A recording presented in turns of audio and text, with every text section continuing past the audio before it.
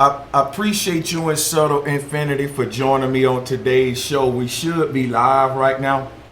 Let me just verify, make sure that we live. Oh, okay, says, okay, yeah, we good, we good, we good. What's up, y'all? We in the building. Got the brother Subtle Infinity, got the brother AM1 with me. And we gonna give y'all a little time to get out there. We see you coming. I had this thing count down for about 24 hours, so shit, I tried to give them a heads up. But before we just get right into the bill, y'all see the topic also.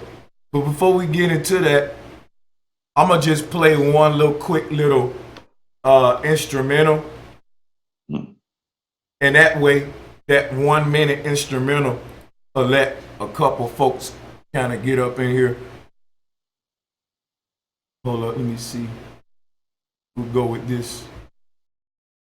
Yeah, just give them about a minute to get in, and or we ain't even got to go with that. Matter of fact, you know what we can do? We can introduce these guys, man. Let's do that. AM1, what's up, my brother? Because they never met you before. They met Sutter before, so I'm gonna go ahead and introduce you first. Guys, this is my brother AM1. I met him on the O'Shea Duke Jackson show, and the brother was dropping a lot of jewels. A lot of things that he say on his channel, I totally 100% disagree with. Did I say disagree? I'm so used to disagreeing with motherfuckers. I meant to say agree with. I was like, damn, not so much. Damn it, 100% disagree. I'm like, okay, it's gonna be interesting. Yeah, no, you drop a lot of jewels, man. I agree with. Matter of fact, I was able to check out your. Make sure, guys, if you're in the chat, make sure you subscribe to AM1 and Subtle Infinity. All you got to do is get in the video description. I got their information down there. And check out the recent videos that the guys did collaborating. Let me ask both of you guys something real quick. Oh, well, before I go and shoot you up with questions, AM1, did you want to introduce yourself to the people real quick? Well, yeah, AM1, Oakland, California, Bay Area, born and bred type of brother.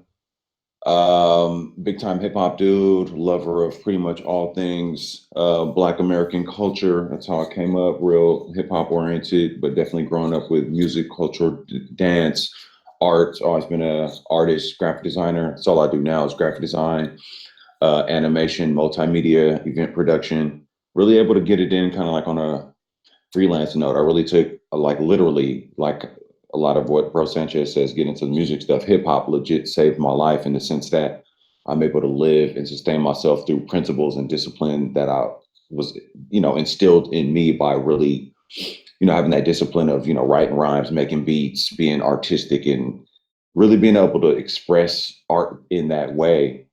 And to the point now where I legit, that's all I do is freelance work surrounding that same kind of energy, which is very interesting because it makes my life operate in a way that gives me more freedom than most people I've ever known. And so I can really, thrive and live off creativity in that sense. And right here in Oakland, the history of Oakland here, activism, spirit, the music, the culture, funk, soul, jazz, all that here in the Bay Area. Then it's Silicon Valley. So I'm in a real sort of prime location, to really be able to kind of stretch my legs and express like that and really try to build for the people, build for my people, build for the world in general, you know what I mean? Trying to make things better and use whatever talents the universe has gifted me with to just do cool shit, just do better. But that's the general on me. I run a brand, media company, multimedia brand, all goods and services, all street looks. We do our own in-house media event production, and then I also do client work for various other nonprofits and tech companies and organizations here in the Bay Area. With that said, I just wanted to give a big time shout out to you, your platform. Been rocking with you for a few years now, since back when you was doing like the fully produced videos, and then you got more into the live streams and was killing it with that. Obviously, getting heavy into the flat earth stuff, watching the channel grow. Big time respect for you. Your whole backstory coming up from Alabama, I think it is, just the hood shit out there. Listen to those kind of stories, kind of seeing where you at now, real dope. And then obviously my brother Subtle, been checking him out for a few years now as well. He's from Oakland. He's here from the town. So when I tapped in with his info, it was real dope listening to him talk, a lot of like-minded ideas. And then him saying, realizing he's from Oakland, I was like, oh shit. Then I was able to tap in with him. He's actually, I think, the first YouTuber that I've followed for any considerable amount of time that I met in person. That's real dope. So it's just real an honor, for me to even be here on this platform with YouTube brothers. I mean, that's big on a lot of levels, just on the build level, on the energy level. Obviously, you guys following just way heavier. I'm pretty new to the YouTube thing. I mean, I've been on here for years, but as far as me really putting content out, so not to be long winded, but just wanted to hit a couple of things, intro, and give some props and respect due to you guys. Man, I just want to say I appreciate you. I want to give mad props to you as well. Uh, what made me gravitate to your channel was seeing how you carried yourself on O'Shea channel, and the fact that I ain't gonna lie to people who ain't. And shout out to O'Shea Duke Jackson. Shout out to Big Bro. To people who ain't familiar with his channel, make sure you sub to his too. When you go to his channel, man, the heat is on. I don't care what your values is, what your core beliefs are. They're going to be put the test on an O'Shea panel because there's so much diversity up there, so much people from different walks of life. That's why I like going over there. But when I saw AM1 over there, in the midst of the diversity, saying some things that I thought I was gonna just be the only motherfucker over there saying. I thought I was gonna be the underdog, but he was saying a lot of real shit. But a lot of things that AM1 said, of course, we probably have a couple of things we disagree on, but it ain't nothing to really dwell on. Now, I got to introduce the next brother who really need no introduction. Y'all already know my brother, your brother, Subtle Infinity. How you doing, my brother?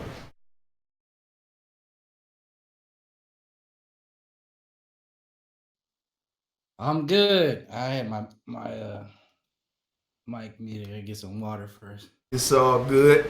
Just getting everything set up. But we about to have a good build, man. Subtle, you want to go ahead and introduce them when you get set up? You can go ahead. Introduce myself. All right. Yeah. Not like you need to, but hey. Pretty much just to jump off of what AM was talking.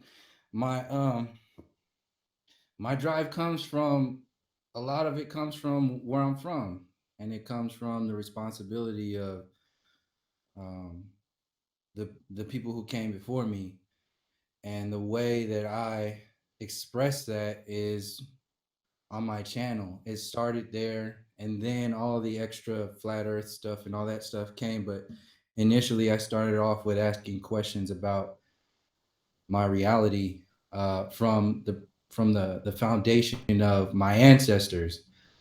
Because for me, being of what they call mixed race, Moorish American and Mexican American, they I never fit into any kind of specific crew or anything. So I was always kind of an outsider, and being an older brother, I kind of, from a very young age, I had like a responsibility towards people around me. So, um, once I started to realize that responsibility to my future generations, now that I know what my ancestors did for me, what can I do for my future generations? And that's where YouTube came in.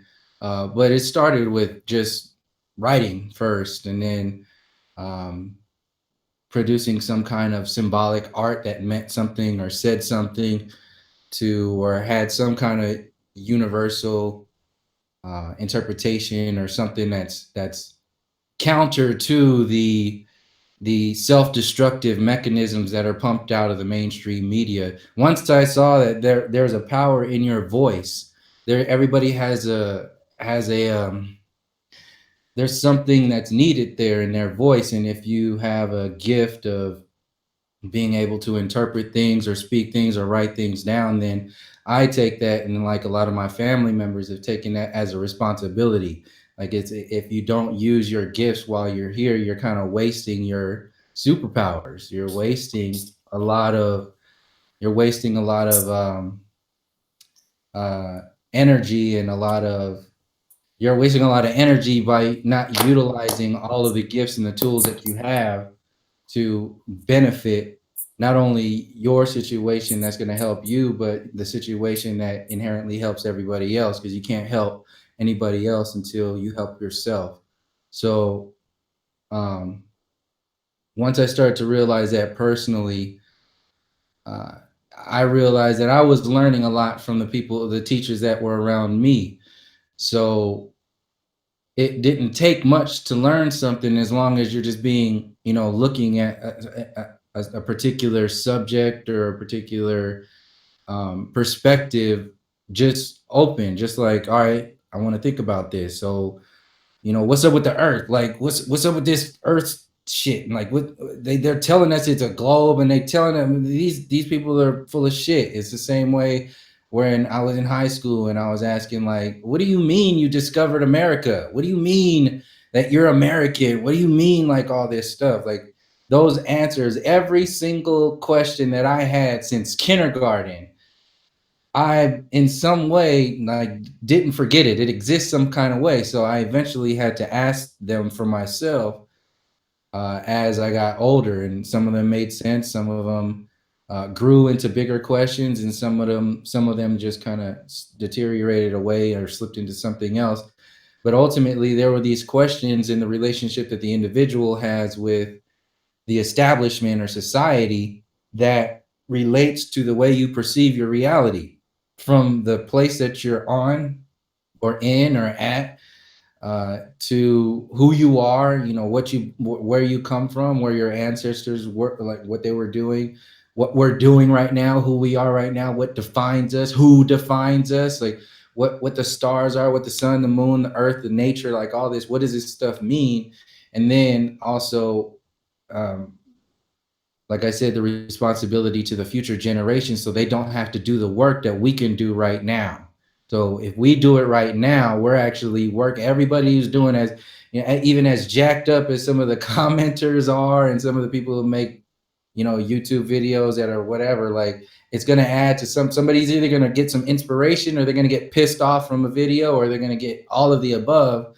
But it's affecting a critical thought frequency in an individual that is going to be probably not even, like, affecting people that aren't even born yet. So like, I have little nieces and nephews, or cousins, and like tiny little cousins and goddaughters, and all kinds of like tiny babies that are like growing up. They're coming up into a world that's designed to implode them. And a lot of the times, the people who are in society don't have time to deal with that, or don't have time to deal with that, but really bring that into the perspective of the children, because there's so many responsibilities that need to be taken care of on a day-to-day basis. So by the time, they take care of the day-to-day basis, the children are 18 years old, and they're just kicked into this world the same way I was. And I'm sure many of the people who are tuning in right now, it's the same sort of thing. And there was a shock. And I mean, for me personally, like I said, some of these things I take personally. Like, a lot of my years were dedicated to like a self-destructive mentality when I joined the military right out of high school. So like, each video, even if I say that right now, and then if one person is just like, oh, okay, well, let me figure out something else instead of joining the military. If that mattered, that's what happened. That's what started in my early videos. It's just like, if one person is just like, all right, cool, now at least I'm not alone, or at least this makes a lot of sense, then that's all that matters. So it kind of just grew from there. That's what the channel is today. And then since it's based upon my growth, um, as well as the growth of the people around me, it just continues to grow, because there's always something to learn.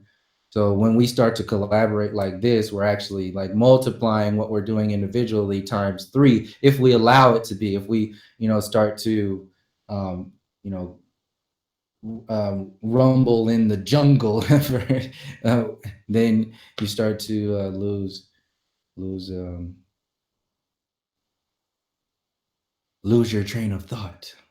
So that's what I got for today. And oh, before I go, thank you to everybody who's supporting all of these channels, everybody that's around, just just critical thought, and people who come back consistently. You don't make videos, you just like tune in and show support. I really do appreciate it. Like I want to express it more than just words. So I just wanted to like expand this moment right now so people can really like see me, and then like know like I really do appreciate what the energy and the energy that goes into being present and showing up. Like that is a big deal.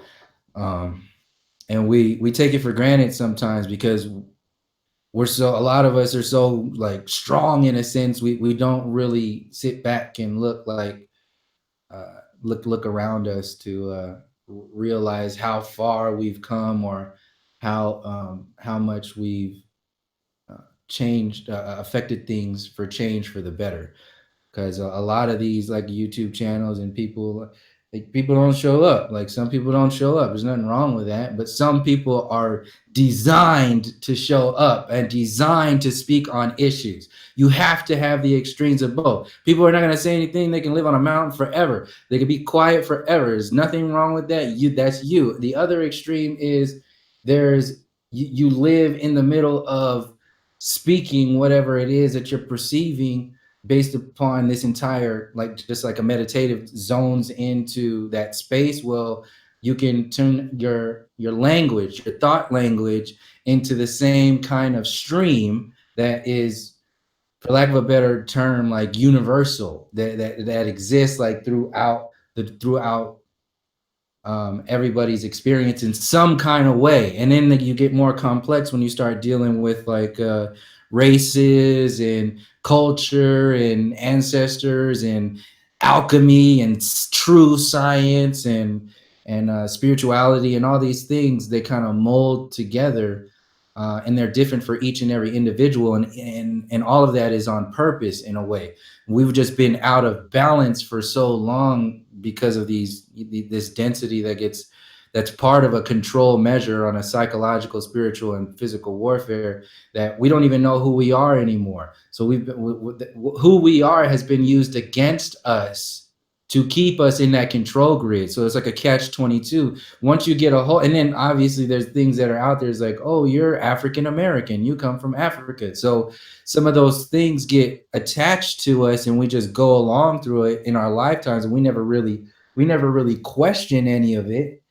And that is largely is a huge part of how why our power cells are kind of sucked out, and why our energy is being expended on all this excess bullshit, like Trump talk and all that other bullshit, and Space Force. Like, this is a fucking cartoon. It's a game to these people. And then when you go down to it and you start looking at like how the government and the mainstream religions are involved in like Satanism and pedophilia and all the child trafficking and the adrenochrome shit and the sucking of like vampire parasites, not only like metaphysically but physically, and like how all this shit lines up. There's a lot of reasons why this stuff is really important to speak on, and a lot of the times you're not going to be able to speak on these things if you're not standing strong in who and what you are on a baseline. Like what's going on here, what's the story from my birth up until now, and in my ancestors in relationship to the land, the culture, and the things that empower me. What are those things? Get to that space and then start going. Well, we haven't even gotten there yet. We don't even know where that is. And that's kind of like how I see what these discussions are helping us figure out. Exactly. I'm glad you brought that up. And let me give a shout out to George Macon. I see a lot of the brothers in the chat room, Let's Vortex. Let me give a shout out to y'all. Let me give a shout out to everybody in viewership today and all of the moderators out there. The name of the brother that was just talking was Subtle Infinity. And the other brother that was speaking before him is my brother AM1. And like I said, what I'm going to do right now before we go further, let me copy and paste their links. So throughout the show, my moderators can be, sharing the channels. Moderators, I'm gonna make this post and then y'all can copy it. And throughout the show, just post these so people will know how to find their content. O'Shea's very consistent with that. I gotta be more consistent with that. But yeah, the brother just dropped some damn jewels, and this is gonna be a good one because one thing I wanted to ask both of y'all is we know that you got the flat earth truth coming out at this time. You got the aboriginal truth coming out. You got all of these different truths. You got, man, it's just so much information coming out, a wealth of knowledge and truths coming out. And on top of it, right, we have these little, it's an elephant in the room. It's kind of like, which one of these truths takes priority? And what I find in the flat earth community, as well as a lot of other communities, is, especially when I'm on O'Shea channel, what I get a lot of time is, hey, bro, Sanchez, man, forget if the earth flat around. We catching hell on it, my brother. We need you to talk more about these, what you call subtle, the human experience. And all of that stuff about symbolism, that's cool, bro, but it's motherfuckers dying every day. It's somebody that's getting in front of a judge tomorrow gonna be sentenced for nothing innocently. They don't care what shape the earth is. So priorities, and it can be a debate on what takes priority, because I'm gonna tell you right now, at the top of the list with no argument, would it be okay to the injustices of America,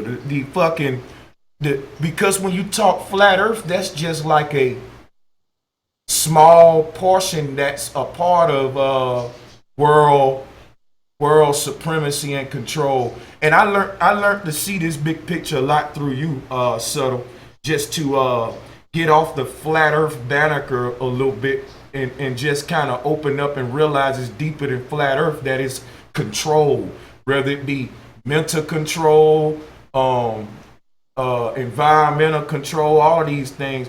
But then you got the debates on the colorism, the racist, white supremacy, black supremacy. I don't know who this is on the panel.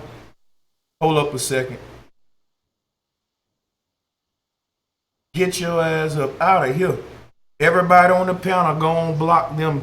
I blocked them, so I don't know how they get up there, but I blocked them. But anyway, this gonna be a powerful bill. I'm gonna go ahead and pass the mic, and I guess the question I'm gonna start on, we can start with you, AM1, because I know you're a flat earther too, but I know you don't really make a lot of flat earth content. You deal with more of the day-to-day shit that affecting the average black man, even the average white man that's in poverty hell. So how do y'all see liberation coming forth in this country? And what do you think gonna be taking priority? I mean, me personally, I think integration is inevitable if we're talking about overthrowing the powers that be. So I'm gonna stop talking right there and what do you think about that? How do we unite the quote unquote races and see what's priority and getting us out of this shit that we're in? All right, brother. Let me try to go at this, because holy shit, if this is not, this is what it is. Let me back it up and start from this point, just to see if I could even attempt the gymnastics that I'm going to have to do to get this off. If we are playing this cosmic, universal spirituality game, conscious points of consciousness, part and parcel of a universal source, and we're operating in some kind of shared dream 3D reality scenario, and on a nuts and bolts level inside of some type of a container, or I don't know, flat earth mandala, boom mandala, cosmic egg type scenario. You see, I'm kind of working back from this hierarchy down. If we're in some kind of situation like that, then we are essentially some type of spiritual beings having a human experiences. And I would say that we are basically many versions of the Most High. We're all mini gods. And we're playing some kind of game that I would imagine to some degree we elected to come be a part of, like I use the analogy of a haunted house. If you went in a haunted house, you intend to be frightened by it and entertained by it. And if you walked out of a haunted house and felt like you weren't scared, you'd be like, this haunted house was whack. So I think kind of what we're dealing with right now is a collective type of a dream haunted house, VR, not VR, but a role playing game, RPG. Where I believe we're inside of some situation like that, and as God type beings, we've devised a situation of like maximum entertainment for ourselves, to where we're in this thing and we got to make it interesting. And with interesting comes pain, pleasures, the joys, the sufferings. So I'm kind of stepping back from that point of view. And this is just kind of my thoughts and theories on this, as I've like compiled endless volumes of information, articles, lectures, different concepts, all the shit I've read. This is just me culminating in a working sort of model of what exactly are we fucking dealing with, period, from the ground up. So if we're here on a boots on the ground level, aside from playing the game, we're in the game. This avatar, I get it. This is a meat suit body situation. I'm the pilot. I'm trying to figure this thing out. I think that's part of the game as well. A game inside of a game inside of a game, Russian dolls type scenario. You're here to master yourself. You're the spiritual warrior. The spirit itself is sharpening itself and honing its skills by way of even operating in this meat suit body thing that has animalistic desires. So there's the inherent fight there to understand your place in nature. Now you're in this body inserted into this 3D reality nature situation, whatever this is, whether it be some type of artificial environment, meaning made by some higher order beings or something to that effect, which I definitely think that is the case. But the idea of it being this physical nuts and bolts reality versus some type of electromagnetic type of situation, a simulation of sorts, I think kind of all of that's in play right now, honestly. But I'm just starting from that standpoint just to try to create a framework to say this. If that is the case, we are spiritual beings having a human experience. We need this situation to be as daunting and as challenging as possible. So I think we have some collective agreement that says we're going to make this crazy ass experience and we're going to go get inside of it. And we might even get lost in it for whatever amount of time, whatever time means to an infinite being. You see what I'm saying? So I start there because we take it down on a day-to-day basis level. There definitely appears to be humans, beings, however you want to think of it, that are operating on some level of elitists that have maybe access to this information. I believe that certain times in the past, this information was more readily known. It has been sequestered away and being used to sort of control the population here. People saying things along the lines of do as thou wilt. It does appear that they're coming from a standpoint of they understand the higher order knowledge of this stuff and realize that ultimately, when all is said and done, we all are energy that's just going to be interchangeable. So to some degree, on a higher level, there really is no right or wrong. But I think that some people are using that to just, I don't know, as a scapegoat to a certain degree, to say, all right, well, I'm gonna just dominate people and do whatever and maybe take care of my family. But even if I'm like creating laws and doing things that are butchering whole populations, that's okay, because we're part of a fraternity and a brotherhood that says we can just do as thou wilt. We can do what we want. You see what I mean? So there's a dichotomy here that I'm hitting it from a few different angles on a sort of multidimensional level. Just so you understand, that's where my premise comes on everything that I speak on. Now, if it's just regular day to day, I'm a black dude in Oakland and we understand there's racism, the idea of a white supremacy or European supremacy system. Clearly, history has shown that people from a particular region of a particular genetic stock, a phenotypical stock orientation have seemingly had less of a balance with nature, have lived in environments that seem to have had more scarcity of resources. It makes perfect sense that these people would be more inclined to dominate nature because they're at odds with it all the time. And it therefore makes sense that these same people would venture out and try to dominate more. And as they come across other types of peoples, beings, body types, notice I say it in that way because I really want to avoid the whole idea of people getting their feelings about this whole race concept. I'm talking about genetics, body types, meat suits. That's why I prefaced it the way I did in the first place, to say on a higher level, I understand we are playing some game. We're just operating in different types of body forms. These are suits. These are high tech. These are just, it's all it is nanotechnology, if you really think about it. I read an article a few years back where they're talking about the idea of nanotechnology, microscopic machines that can replicate each other, or replicate themselves, and operate in tandem to perform certain tasks. That's what a biological life form, a body is. And then there's some type of spiritual being piloting it. Now, there is some confusion about the spiritual being understanding what it is versus it thinking it's the body, it's the animal. So back to what I was saying, if there's a group of people who've had scarcity throughout history, it makes sense that they would venture out and want to dominate other groups, other body style types who have maybe had more of a resonance with nature, maybe lived in environments that are of more abundance. You kind of see where I'm going with that. Clearly, history has shown certain groups of certain regions have done exactly that. Obviously, we're operating in a situation where history has been muddied over. A lot of things have been hidden. A lot of things have been sequestered away. But for the most part, I think we can come to a consensus reality that certain groups have done that. I mean, we're operating on a calendar that ultimately was devised out of Europe. The whole monetary system, the whole concept of a lot of these things, the way it's working as more of a overall control grid subjugation system across the world, we get what that is. So that's me kind of speaking to the idea of a white supremacy system.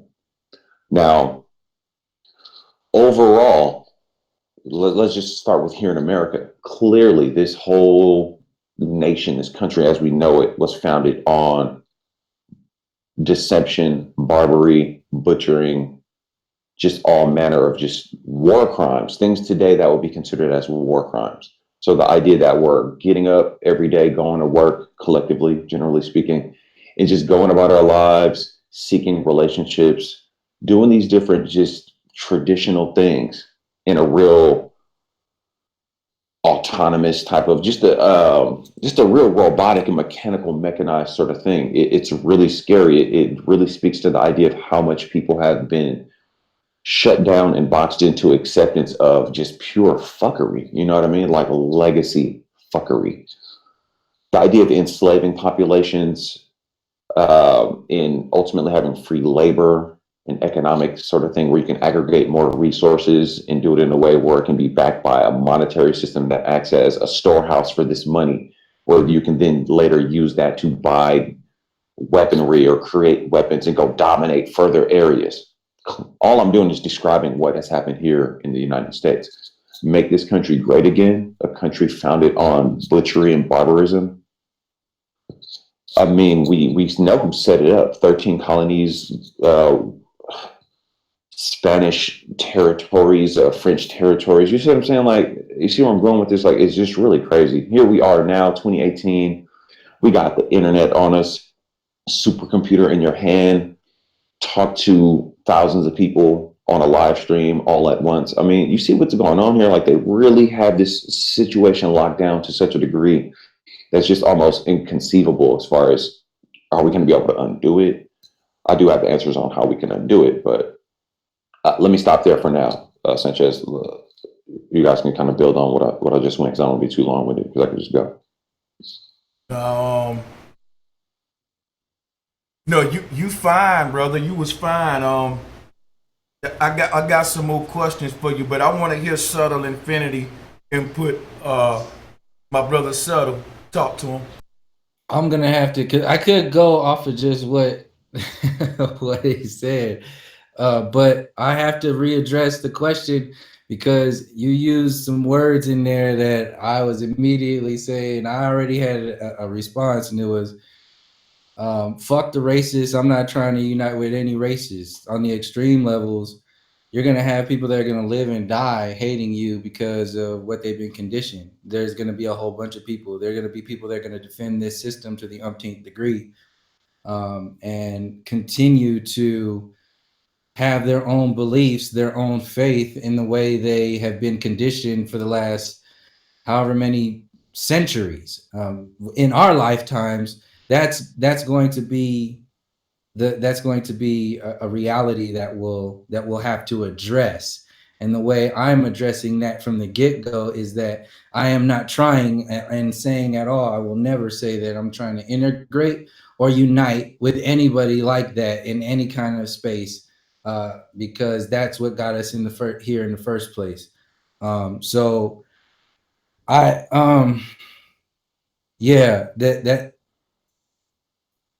in reference to what AM1 was saying, as far as the man, I give me a moment because I want to start from all kinds of different places, but I would like to hear your like response in reference to the rephrasing of that question, and then I'll jump off of that because I want to holler at that too. My bad, brother. Go ahead. really big deal for You me. could go. You I could. didn't want to interrupt you though, because I was gonna be like, man, fuck the racists. They're gonna be out there, whatever. And then that's a disease. It's a thing that's out there that people are trying to like say that, oh, it just doesn't exist anymore. Or it's just gonna go away. It's not just gonna go away on its own. You're gonna have to do something. So let me holler at that because I didn't really address that part of the question, if I may, sir. Yeah.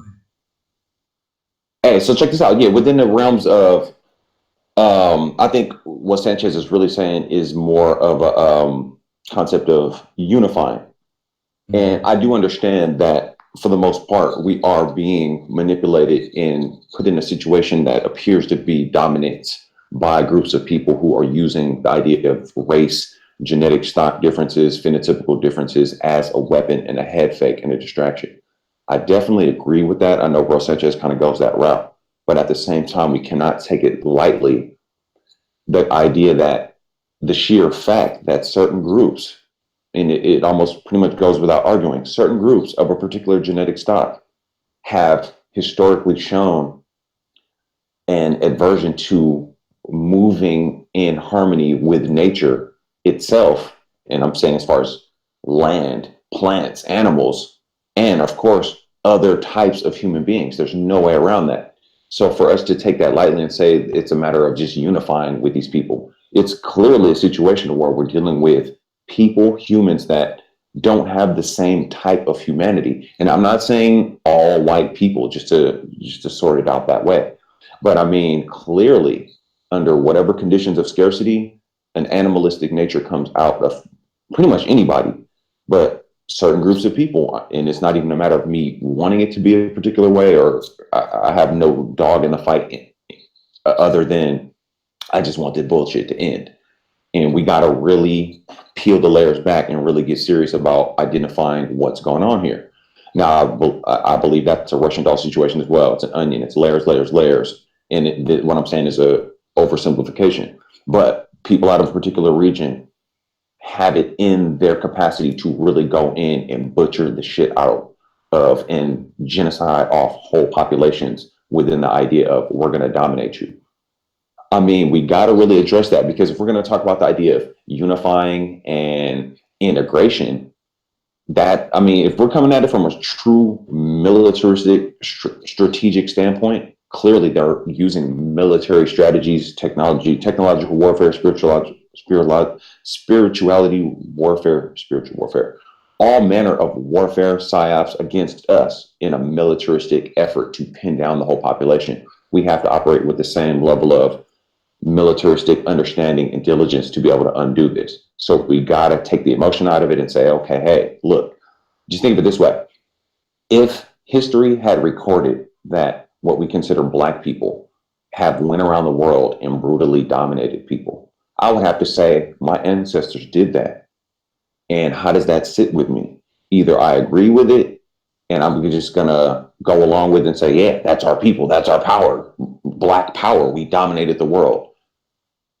Or I'm going to have to say, wow, I don't think that's really living in harmony with the world. I'm putting it in that context because then it takes away the ability for somebody to hear that and get in their feelings when we state what we could pretty much say are facts, that certain groups have done that. You see what I'm doing? I'm being real careful with even how I'm saying it, because I'm trying to avoid even giving anybody the split second to be triggered about it, because I'm just trying to come at it from what we consider to be consensus reality facts. So there are certain people who are just not trying to integrate. That's ultimately what I'm getting at. Some people are ultimately like, it's like trying to integrate with a fucking wild bear. It's going to attack you at some point. It might let you pet it to a certain degree. It might let you feed it to a certain degree. It might cuddle with you, play with you, roll around in the leaves and have fun. And no, but at some point, if this thing is wild, under the wrong conditions, it hears something off in the distance, it gets a certain smell, it goes off. Oh, now you're mauled by this bear. See what I'm saying? It's not that simple. We really have to be truly open to an understanding of what we're dealing with here. Now, within the whole idea of race, I truly do believe that the idea of race is truly an oversimplification, in the sense that I don't think that humanity as we understand it is that simplified. I mean, we get into blood types, the Rh negative blood. I don't think what we consider as human beings are all the same types of human beings. I think we really have to address that idea. Now, you may say that's spookism or it's getting into some whole other ideas, but I mean, certain conspiracy theory groups get into the ideas of, aliens or whatever. But let me jump on there. Let me jump on that. Go ahead. In reference to what you were saying earlier about how there's differences here and there, the how I see it in my space and in my dreams at the same time, because that's how I interpret a lot of things, is there are vibrations of souls. So we're saying these differences. Like I see in the chat a lot of people say, "Oh, there's one race. It's the human race," and that's like that. It's like oversimplifying something that is divinely on purpose. Our differences are beautifully on purpose from existence.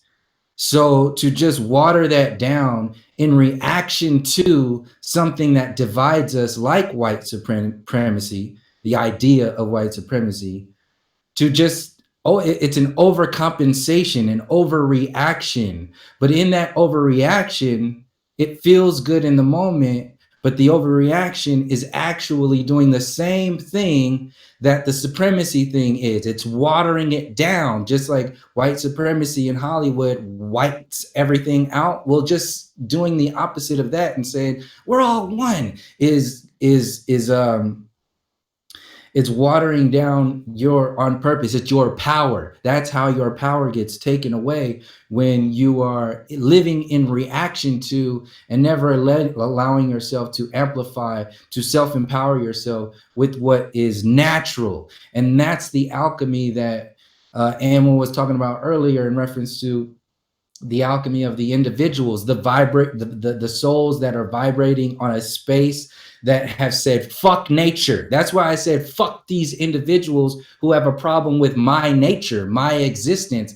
Their future generations, they're raising babies who are going to raise babies who are going to raise babies right now, who will hate you for generations upon generation. You have to understand that, and they will be in your society.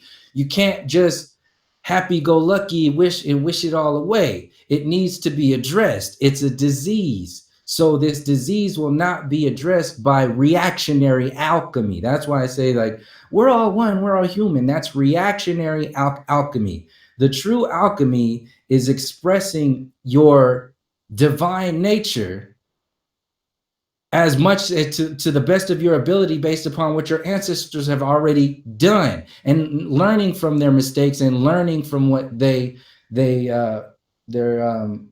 what they were building, who they were, like growing from that. Right now, we're still reacting to a system that shouldn't have existed in the first place. Like this, like we can't even speak about racism. You can't even say that shit. Why? That's a disease right there. That's a disease that says, like, well, what are we gonna I don't even want to get into that, because my focus in reference to the question, and I want to emphasize earlier that I agree with AM1 as far as understanding where you are coming from, Bro Sanchez, to the degree in reference to the question. I just had to emphasize the importance of those words, like unite and racist and integration. Those are very like heavy duty words, and I had to address those directly. Yeah. So, but in reference to my entire approach to all of this is how I would approach like a casualty in like a battlefield, because this is a war. you have to have a steps that you take when you're going into war. So we have to look at each other as like casualties of war. We're prisoners of war right now, psychological, spiritual, and physical war right now. So you have to address the things that are we have to find an order. We have to discipline ourselves in finding out what the biggest arteries that are, you know, bleeding out, like where are the biggest like blood's leading out right now, and then like what's our main responsibility, like for me, like our main responsibility is to address the society that our future generations are going to have to live in. So why else are you here? You could step outside and be gone tomorrow, and your future generations, your brothers and sisters, your cousins, what do they have? They have what you left for yourself, like what you own for yourself. Like when will we flip that script in humanity? And then that goes back to, like I was saying earlier, about the definitions. Our definitions of who we are have been watered down by generations upon generations for control. And then we get into this, we get trapped in this lower body. Like a lot of teachers explain, we get trapped in these lower body interpretations of what's going on. So we have a lot of the ego, the solar plexus, the fire gets generated, our core gets covered up with a lot of, you know, just heavy duty density from physical, actual dead energy, like meats and just programmed energy that doesn't really vibe with our relationship to nature, to the psychological diseases that come from the university system, the public education system, to the spiritual diseases that come from mainstream religions out that are designed to profit off of your self-destruction. Is it just like a hospital profits off of sick individuals? Well, the hospital's in cahoots with the candy stores. The candy stores are in cahoots with the fast food's in cahoots with the Super Bowl's in cahoots with the government. Like, look at right now, you can't kneel. The direct relationship with the first, they call it First Amendment. All of these are designed to trap you in a particular state of consciousness that is in reaction to the stories and the alchemy that shouldn't have existed in the first place. So this is why your history can only go back to 1492. This is why your culture and your understanding and overstanding of who and what you are can only go back to African American, to Black, to Negro, to pickaninny, to nigger, to the slave ships, to the stories that have been told to us by the same system that banks off of our ignorance. So ignorance is a vibration. Ignorance maintains the space to where you do not empower yourself, to where you can be controlled consistently, generations upon generations upon generation. And we're in a space of where people, the generations before us, largely were still addressing these problems or these casualties of consciousness from a space of reaction. We were never, we very seldom have addressed this from a responsibility of interpreting the definitions of this reality from the ground up. We've always been acting in response to and reaction to. And a lot of these reactions are taking away our focus and our potential to go further, deeper into who and what we are. So as long as we maintain a reactionary position, we're never going to be able to get into the depths of our own empowerment. So one thing we can do, first of all, is to address directly the disease that is leading to literal bleeding on the streets, which are white supremacists, slave catchers, now called the police departments, who are executing people on the street and getting away with it. This is murder. This is the same thing. And since people who are completely separated from our real history don't even know what the story is, people are so conditioned that they believe that the police are justified in slaughtering people, just the same way people think and believe that the colonists were justified in genociding the natives because they were conditioned by the media at that time that said these are primitive and savage beasts. So we have to go there to understand the weapon of control.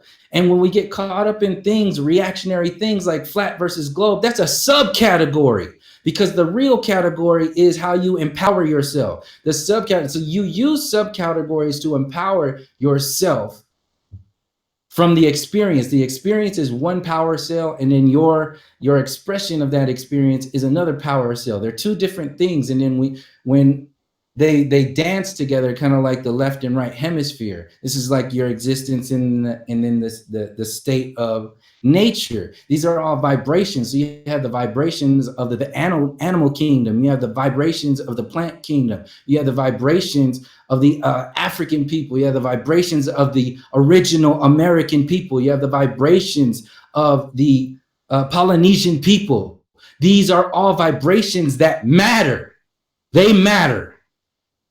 And they are very important to our own, to everybody and everything. And in my eyes, it's very disrespectful. Like, I understand the power of understanding that we are just, we are similar in a space of humanity. I can see that. But at the same time, once you go into the depths of this control grid, you'll realize that there are vibrations that go down and down and down and down to a scale where there's an overlapping of energy that is not human. They openly say it. They agree with it. And this is where all that satanic shit and all that other bullshit, and there's all these groups and different names in between there. But ultimately, they exist by parasiting off of you. They exist by parasiting off of your energy. And this goes into the physical and the non-physical control grids, in your dreams and your waking space, in your conscious and your subconscious reality. This is why you have to be bombarded by bullshit every moment of every day, because each flicker, each moment of the day is an image. This is why social media is so effective. It's a movie reel that you keep replaying over and over and over again. And as long as you keep watching the same fucking movie over and over again, you're going to be reacting the same way to the same bullshit that gets downloaded to us. So let me know that. Go ahead. No, because you was going in so hot, and I was like, hold on, it's just making me, it's sparking so many thoughts in my mind. Oh, go ahead. Let me say something real quick. Let me cut in real quick, and I'm going to pass it right back to you, brother AM1. Let me let the mic cool off a minute, because it's still smoking behind Subtle, man. Let me go ahead. I'm writing a couple of notes down, but I ain't going to go through them all because I want to hurry up and pass you the mic, bro. But I just want to say something. To the people out there that's saying it's only one human race, I can understand why they're saying that, because coming up in this country, they've taught us that we're all separate. They've promoted separatism to the core. They've promoted divide and conquer to the core, to the point where when people start waking up and saying, aha, so all of the powers that be are united and they don't care about color. They got us at work. If you work at Walmart, you're stocking shelves with all these different color races. When I talk about integration, I'm saying, it ain't whether you want to integrate or not. I'm telling you, you're integrated. Everyone on this panel and on this talk show in the chat room, you are integrated. You got money with a white man face on it. Everything owned by us was manufactured by other races. Most of our money come from white-owned enterprises and things of that nature. What I'm saying is, in a nutshell, we integrated. And the people who ruling over the masses, they're integrated. You got Prince Hall Masons and Scottish Rite. They one set black, one white, but they all integrated. They got a plan. They ain't got to like each other, but they integrated. They united. Same thing with the United Nations. You know the United Nations don't got our best interests in mind. And we know that all of them nations at that table don't get along and they don't really like each other like that. But they agree we need to rule over these motherfuckers. They agree we need to integrate and come together despite if you want to fucking kill me. We need to come together so that we all can maintain our enterprises. They'll fight each other and go to war trying to kill each other, the rich families of the world. But they also will sit there and say, okay, well, now how we going to keep the sheep? How we gonna keep the sleepers still sleep now? How we gonna keep the fate of their children? So at the same time, the war is against the people at the bottom. They war with each other too. But the illusion when we see them war with each other is that, you know, we don't see that they're integrated. We don't see that we're integrated. When I say integrate, I'm saying, hey, all my life I've stocked shelves with all races of people, and we came together in the store to make $8 an hour to keep rich people rich. But when me and Julio get off work, he go to his flag, I go to my RBG flag, and we say I ain't integrate after we just integrated to keep the rich people rich. So when I say integrate, I'm saying let's integrate to overthrow those in power. You ain't got to integrate to sing songs, kumbaya, play Monopoly, none of that shit. But we do. Ray Ray got to integrate with Bubba in them trailer parks if we're gonna stop the oppression of the have-nots versus the haves. You know, because when we say have-nots versus haves, that don't got no color to it. That means either you have a lot of money and enterprises and shit going for your dynasty, or you have nothing or have not. You know, a lot of us fall in that bracket, and I'm gonna tell you, I see in a lot of these cities, when you go to, for example, Atlanta, it's more rich black millionaires in the city of Atlanta and Harlem than any fucking where.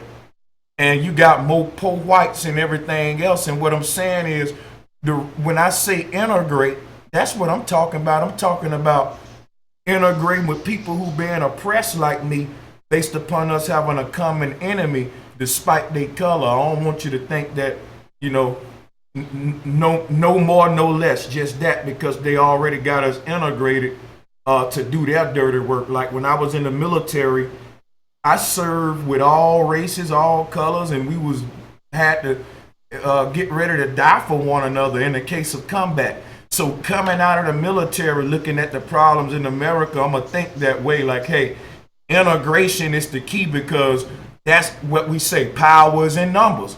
I can't integrate with all black men, because some of those black men are in the boule, and they hoping that black people stay down. Some of those black men investing in the prison system, they investing in projects, some of these black folks hope that black folks be exterminated. You got black people that hope black people get exterminated. And you got some white people out there that gave their life for slavery. So when I look at all of this, I get past the color thing and I say, well, shit, we already integrated. It's just who we're integrated with. I want to integrate with the people that want to bring forth the same change I want to bring. I don't want to integrate with a dude just because he black, but he don't give a fuck about what I give a fuck about. And in fact, he actually loves the system and want to fight to keep it thriving. See, that's my enemy, even though he black. But a white boy saying, fuck the government, man. They vaccinating our children doing this, and he my brother. So I'm showing you how it can go beyond color. We got to get out of our emotions. To me, matter of fact, let me stop at that to me, because I'm gonna go into something else, and let me pass it to AM1. I said enough for now. Go ahead, brother. Okay. No, man. Check it out. See, this is the thing. This is why this build is so dope on so many levels, because this is where we're about to really hit some corners on this thing. You know what I'm saying? Here's the deal. Everything you just said is absolutely straight gems, straight facts. And that's what makes the game so dangerous. And as Subtle and I both alluded to in independent ways, I think we are dealing with the fact that there are people amongst us who are not quite the same type of people as we are, and are using race and certain racial groups ultimately as a proxy to confuse and keep everybody off balance on exactly what's going on. Now, I absolutely agree with the idea that we are integrated. There's no question about that. Now, there's groups of black folks that say we need to separate and we need to go do this and that. And I'm like, that's a bunch of bullshit. That ain't going to work. Because what it's really boiling down to is there is a finite, or as far as we know, amount of land. There's apparently a finite amount of resources. There's people. It's all about resources, the things we need to keep these meat suits alive.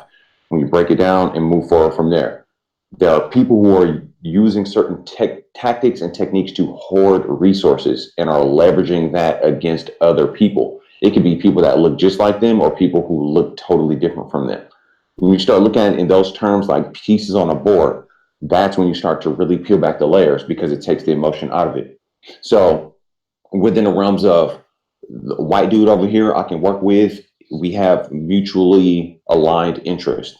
But at the point where our interests don't align, that person could turn into an enemy. That's the thing where we have to be seriously like on point about this.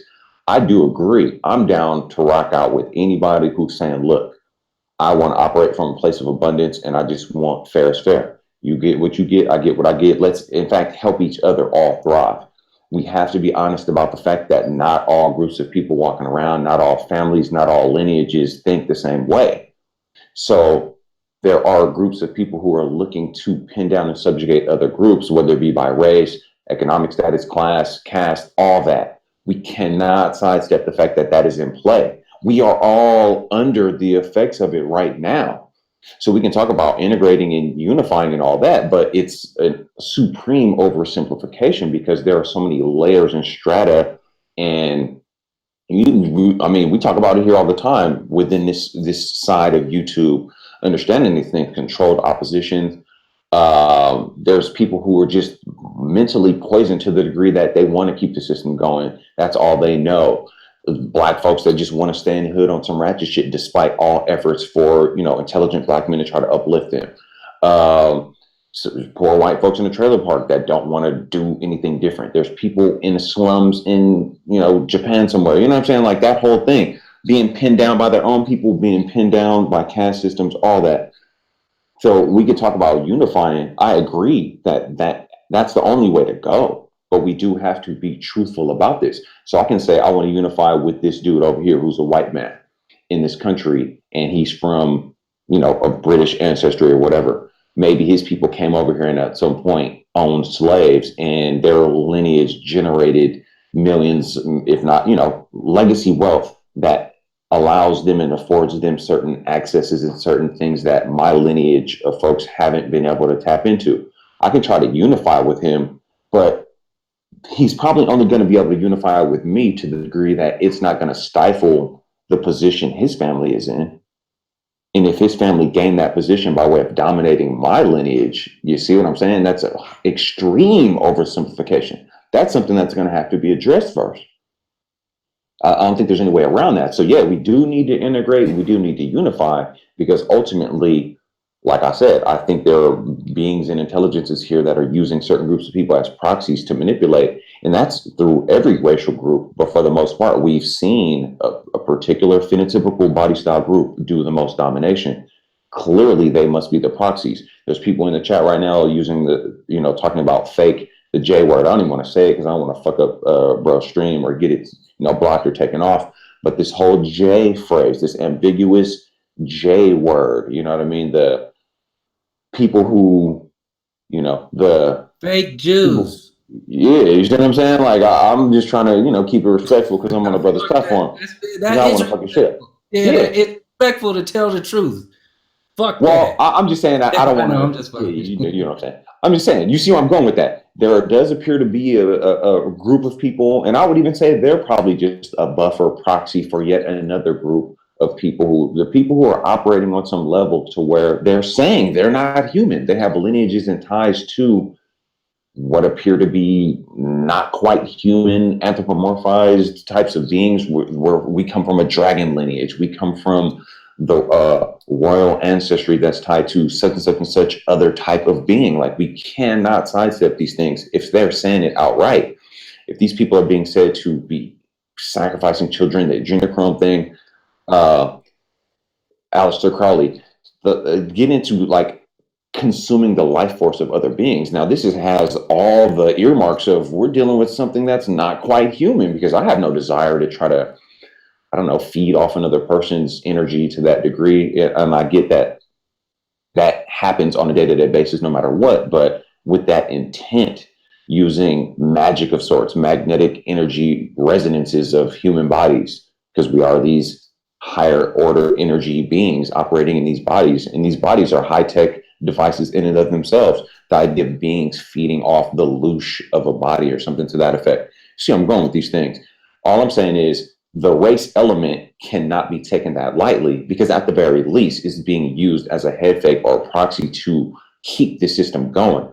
Now, within the realms of kind of where I was going, unifying with people who have benefited from and profited from the butchering and barbarism, my dude can say, well, I've never pinned down some black person in my lifetime. Me and you live down the street from each other. Yeah, you're the homie. I see you all the time. We're cool. We kick it. We do business together. We break bread together.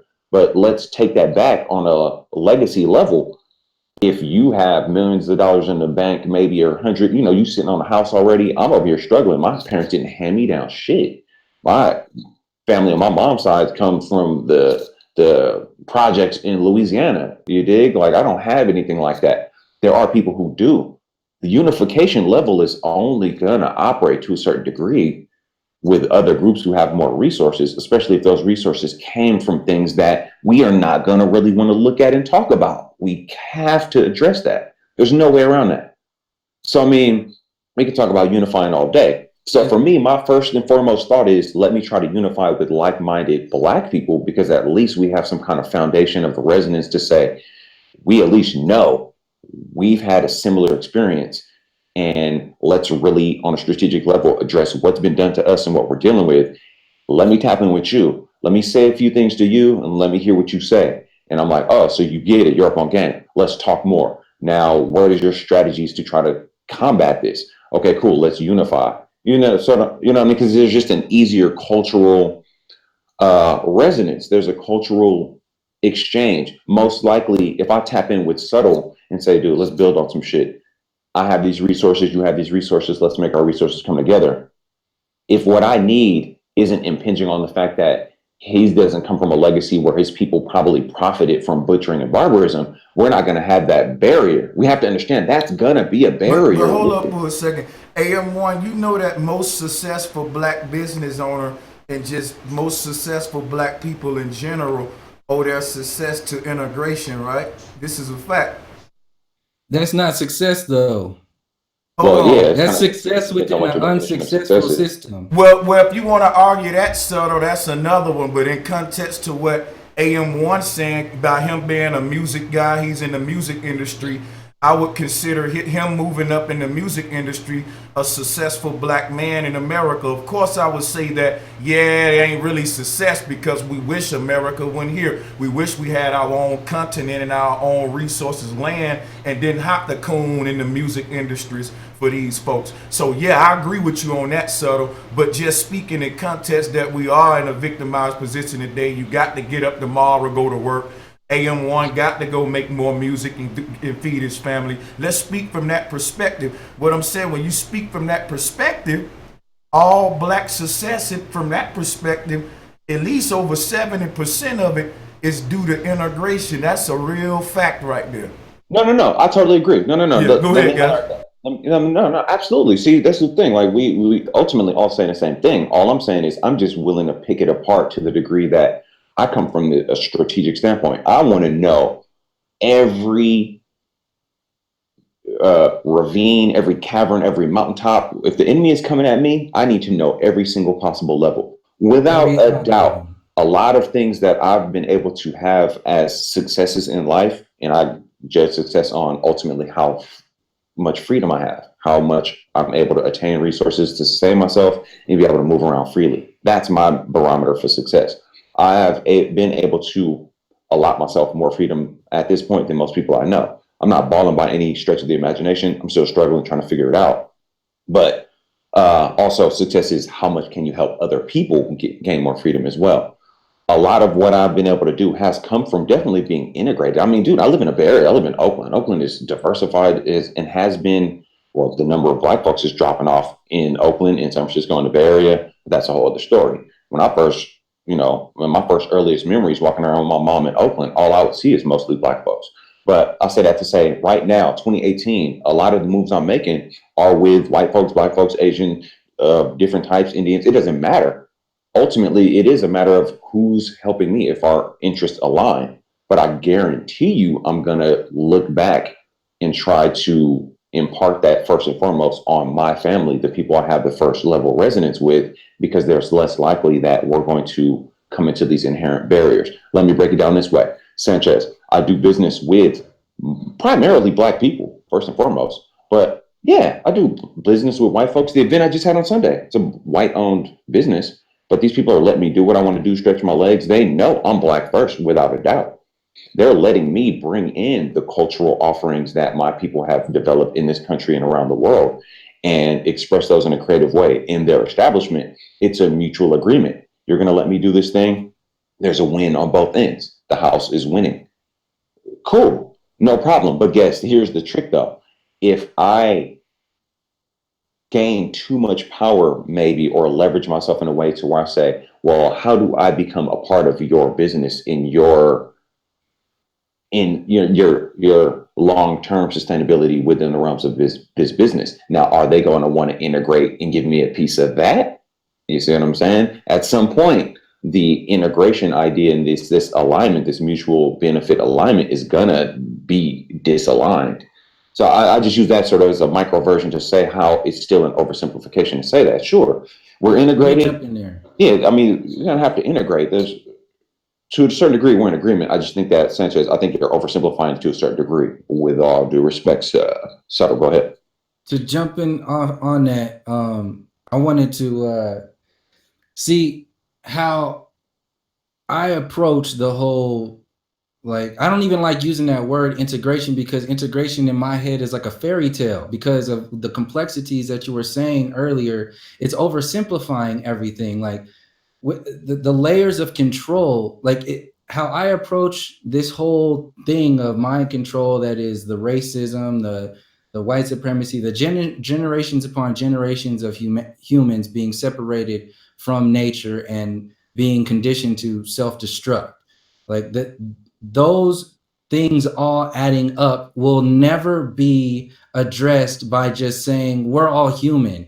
That is a kindergarten response to a PhD level disease. It's like taking an aspirin for a stage 4 cancer and thinking something's going to happen. Now, I understand and agree with the majority of everything I was saying. That the intention of what was said there, I agree with that. At the same time, I take from my perspective, my more realistic approach is to understand and know that this is so compartmentalized and so complex that you're going to have people that will break away and they will do everything that is near and dear to them. So you will have people who will break away and only want to be together because of their religion, and then other people only want to be together because of their apparent race or ethnicity, and then only people who want to be together because they're superior, like white supremacists who think like that. That's going to be in and around society for some time now. So if looking at it like mathematically, these are things that are they're going to be there, whatever that is, like mathematically. That's something that's a mathematical thing that's going to exist for some time now. And how does that affect us individually and collectively? Well, individually, people are being shot on the streets right now because of their race. So you can't just we're all human that away. You have to stop that bleeding. You have to face that disease and do something about that. So that's one responsibility that we have. Is that the only one? Absolutely not. Okay, so what's the next responsibility? Well, we have to understand that racism and the way the establishment has designed our relationships with each other has been utilized as a weapon. So if we are in a war and we find a weapon, you have to take that weapon and use it against the system that is using weapons against you. So when you get to that space and you say, well, how many other weapons are out there? What weapons have affected my ancestors? You cannot, we're all human that way. That is a fairy tale. With the essence, the light, the feeling of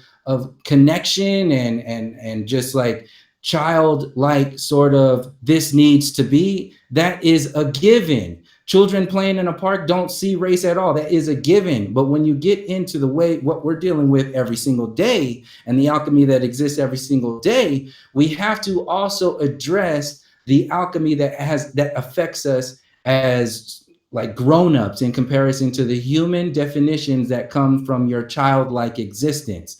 So that's another responsibility that we have. Our definitions of who and what we are have been given to us to work against us by the system that has some kind of recognitions of differences of who and what we are, and has developed programs to maintain many things. You can look at the playing of genetics, genetically modified food, genetic warfare. You have you got Planned Parenthood in all the inner cities. You got Bill Gates going across the sea, going all to these melanated places and dropping, diseases and paralyzing things into these vaccines. And then you have the warfare on every single level is all connected. And to just to say we're all human, that is actually, this is why I take it so I don't really go into that space, because I know that is a weapon that will be and is being used to look like we are being unified. The same way the Civil Rights Act was a weapon that was used to make it look like things were changing and things were getting better and that we were evolving and that we were truly doing the American thing by landing on the moon and giving everybody civil rights and realizing that racism. But did the Civil Rights Act address the psychology and the alchemy of racism? Did it address any of the injustices and all of the? No, it actually got worse because it went underground and it actually empowered people the same way Trump is empowering people to come out and get all this. So this is not, this is 2018, but we are still dealing with racial issues from the 30s, 40s, and 50s. So if that's another responsibility that I see that's also not going to go away by saying we're all human. The point is, on the other side of all that, the other side of the equation on the individual scale is your empowerment is not going to come by addressing in reaction to your true organic empowerment will come by you reconnecting to your roots and reconnecting to nature and reconnecting to the interpretations that our ancestors and that you can tap into today. They have done already many, and not to say that our ancestors were perfect, but that to say that they had a relationship with nature and this reality that was threatening, that was threatening to the ways of the systems today. And that threat would only be addressed if you genocided the people physically, psychologically, and spiritually for generations upon generations. So this is why the big things all fit together. But like I said, one of the other big things is that, and this, I connect this to flat earth too, because flat earth, it could fit easily into the whole, we have a creator now. We didn't know, we can flip from straight from atheism university system to Christian flat earth, and now everything is okay. No, fuck that. But that's exactly what the system would do. It's another option that the system would do. And look at how it's already existing on the internet today. It's already happening like that. And how are they unifying? What's the glue to that? They're saying, oh, we're all human. And when people say that, when people say we're all human, in my head, I hear your story and what's happening to you right now and what happened to your ancestors. It doesn't matter. That's what I hear. Now, I know people's intentions are not based upon meaning that and saying that. But when you look at it from the perspective of that being a weapon, look at the New Age community. Look at Oprah hooking up with Deepak Chopra and Eckhart Tolle. Could I cut in for a minute before we go to the New Age community? Because I do want to talk to you about that in relation to Christian flat earth. And that's going to be a whole nother little section. But before you go into that, it's a lot of things you said I want to iterate on before we go. Because I hear what you're saying, and for the most part, I agree with it to an extent. But here's my thing, Subtle. When AM1, when you guys say that I'm oversimplifying it, My argument is that you're overcomplicating it. And this is with respect.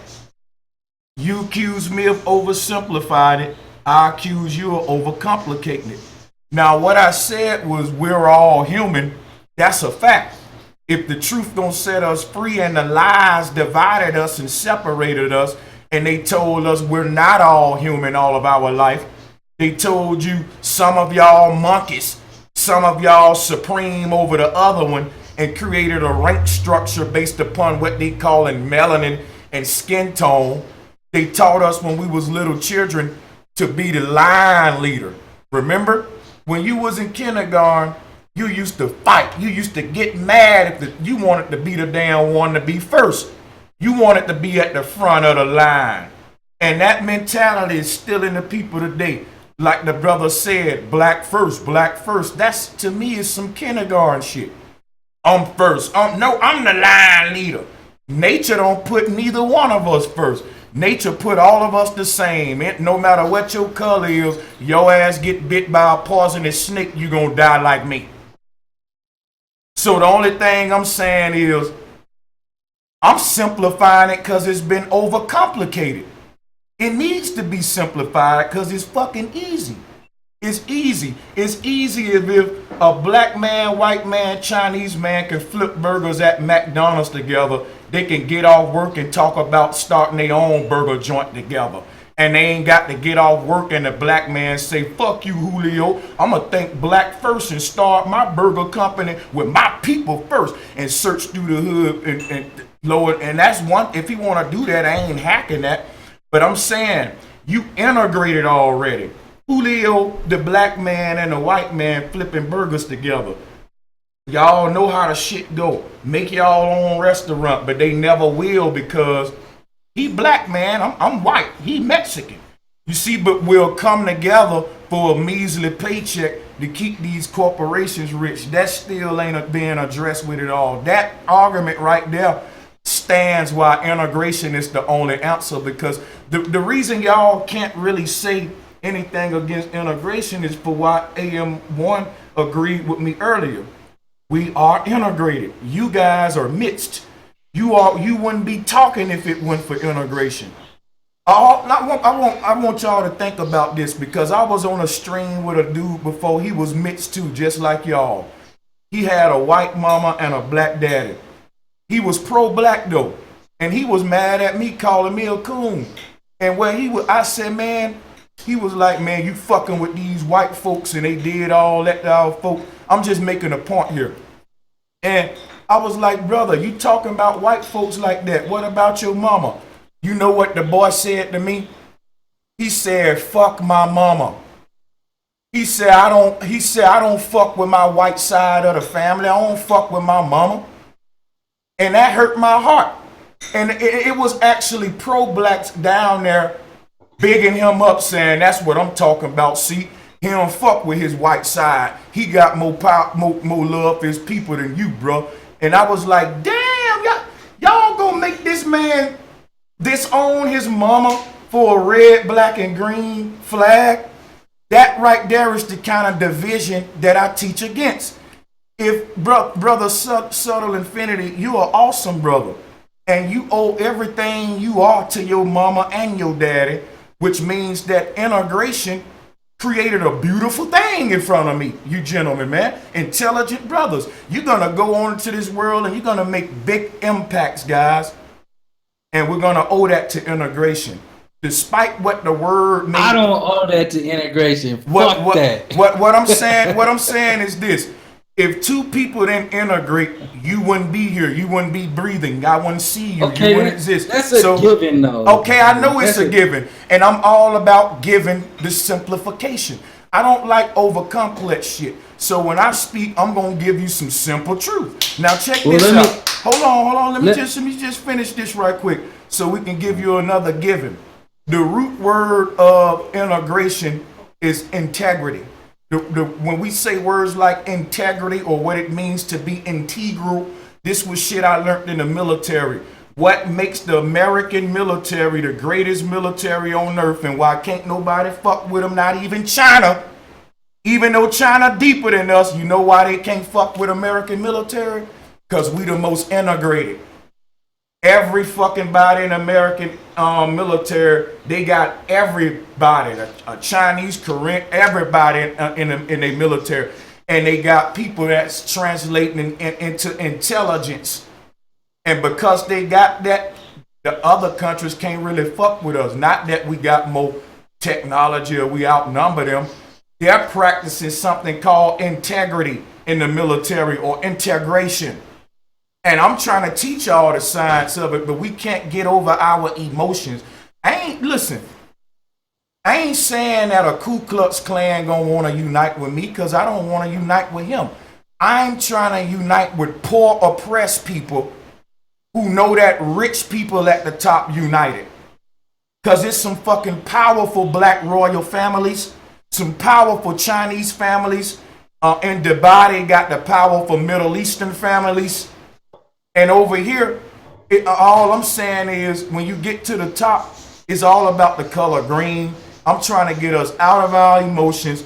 That's why when I say integration, I know it's going to trigger emotional people who don't realize that this country is already integrated. But it's the rich people that's integrated against the poor. And the poor can't rise against the rich until they integrate and get over the black versus white and understand we being dominated by green. Check this out, Sanchez. You have at least a girlfriend. You have some children, right? Sanchez. Yeah, I have a girlfriend and I have children. So check it out. Let me break this down like this, because this is like you're using phrases like you're teaching, and then you're saying things to the degree of emotion being brought into it versus looking at integration, integrity, things that are integral. And I just want to try to pose this to you in a different sort of way. I would postulate that the idea of integration, the way you describe it, is directly proportional to resources. And I would demonstrate it this way. If you and your girl go to work and make a certain amount of money so you can ultimately sustain yourself by way of having a home, a roof over your head, and then clothing, shelter, sustenance, sustaining yourself, it's all directly relative to how much resources you bring in. And I say it to say this: you're bringing in these resources so you as a man, ultimately, if you're the leader, sort of the patriarch, it's you, it's your girl, it's her children, and your family first and foremost. You're maintaining the integrity of your family first and foremost by way of the resources you guys are able to aggregate. Now, if for any reason the resources you're able to aggregate become lesser, that directly impacts the integrity of your nuclear family, and definitely will have an impact on how much you're able to integrate with other people as well and share in and help bolster their resources. So what I'm saying is, all race aside, it's all first and foremost about resources, and how much I can unify with other groups is based on resources. I'm sure you can agree with that. That takes all emotion out of it, is getting it to like a mathematical principle at that point. So I say that to say, I don't have any children or anything. So that's what I think helps to give me a certain bandwidth on a lot of these things that really, truly allow me to operate from a strategic standpoint. If me, myself, I'm able to aggregate resources, it's just all for me. That gives me a certain amount of bandwidth to where I can kind of give and take and, keep it going. If you have a family you have to take care of, you work, she works, you're bringing in food, you want to put food on the table, right? But maybe that limits how much you can integrate and work with other groups that are trying to do the same thing. So you go work at the place with the Mexican dude, the Chinese dude, whatever. When you guys get off work, you're going and taking care of your family because you're trying to keep the integrity of your family. That inherently creates certain barriers on how you can integrate in the sense of sharing resources is directly proportional to that. Where I'm going with it is this. I can say I want to integrate with people, and we are integrated. I do work, like I said, with white folks. I just did it on Sunday with this event. Talking right now, some business deals where I'm going to go into it with some non-Black owned folks who own some businesses in downtown Oakland that are looking to give me my own shop space. I mean, you guys are kind of low key hearing it first time I'm really broadcasting it in public. that'll be with some non-Black folks. So I'm definitely down to integrate. Now, the whole thing is this: they're amassing and aggregating resources to a certain degree as well. Now, true integration is a matter of how much are you willing to make your resources available to me and my family. That's why I'm saying what you're saying is an oversimplification. Because if you're not looking at it from that standpoint, you're talking a surface level thing. Well, the thing you just said is not true integration at all. Integration at its purest definition is when any group of people come together for a common cause, and this is what has been taught. Resources. But listen, it ain't just got to be resources. For example, hold on. For example, can I jump in outside of the whole thing? Yeah, I'm gonna just make a point to show him what I'm talking about. Flat Power is an integrated talk show platform. Black News isn't. It don't have a diverse amount of speakers on it. So I'm just giving you a simplified definition because we overcomplicate this stuff. Like I said, integrated is when any group of different people come together for a same cause, and when they do, that's called integrity. So I mean, it can be for resources as well. You're right, AM1. My bad. No, because what I'm saying is this. No, I'm breaking it down like this because this is the fact of the matter. Resources pertaining to our survival and sustainability, the integrity of our bodies and our lives, from as the individual to your nuclear family to your community. Think of it this way: there are whole groups of people who have amassed massive amounts of wealth and resources on the backs, labor, butchering, barbarism of people for hundreds of years in this country, who now have way more resources than most what we could call so-called Black folks. Now, imagine that. Now, see, that's what I disagree. That's true. There's no way to argue that. What are you talking about? So I'm talking about there's a lot of people that got a bunch of wealth off the backs of not just Black folks. Here's the thing about the slave story, in case you guys don't know. Ever since slavery has existed, there's been white slaves, Black slaves, Asian slaves. There's been white slave masters, Black slave masters, Asian slave masters. We limit that shit because we got tunnel vision in America. They taught you your history from a biased perspective to make you think that you were the true Hebrew Israelites. That's why you got niggas now talking about we the only piece of people on earth went through this, so we got to be the real Hebrew Israelite. We got to be. We ain't, man. It's this slavery. The first slaves were white people. The root word of slave is come from the Slavic race. The Slavic race was whites. So only thing I'm saying, what we call in slavery never was an exclusivity type thing where it was just whites doing it or Blacks doing it. It was a worldwide thing, just like fucking everybody do it. In China, they got slaves now enslaving their own. So we look at slavery different. Right now, if you in the game, shadow slavery here in the U.S. for the most part, certain groups of a certain genetic stock have profited and benefited the most from that and created legacy wealth. The numbers are still here now. There are economists that are pointing out that what we call Black folks at the end of slavery owned a certain amount of wealth in this country, and that ultimately projected out to right now in 2018, that number is basically the same. That's what I'm getting at. I'm talking about wealth or resources generated by way of this mechanism, however it played out, and who benefited the most from it. Now, if these people the rich benefited the most. Yeah, and whoever, whatever race, whatever group. Notice I'm trying to keep race out of it and just going on the level of resources being aggregated and how that inherently is going to be a barrier of how people are integrating. You see what I'm saying? Like, there's no way. I don't see how you can't see that unless you just kind of don't want to see it. Here's the thing. Can I drop in real quick? Yeah, I just want to make sure AM1 understand. I clearly see what he's saying. I'm from Alabama. My ancestors went through slavery like a motherfucker and was the last to get off the fields.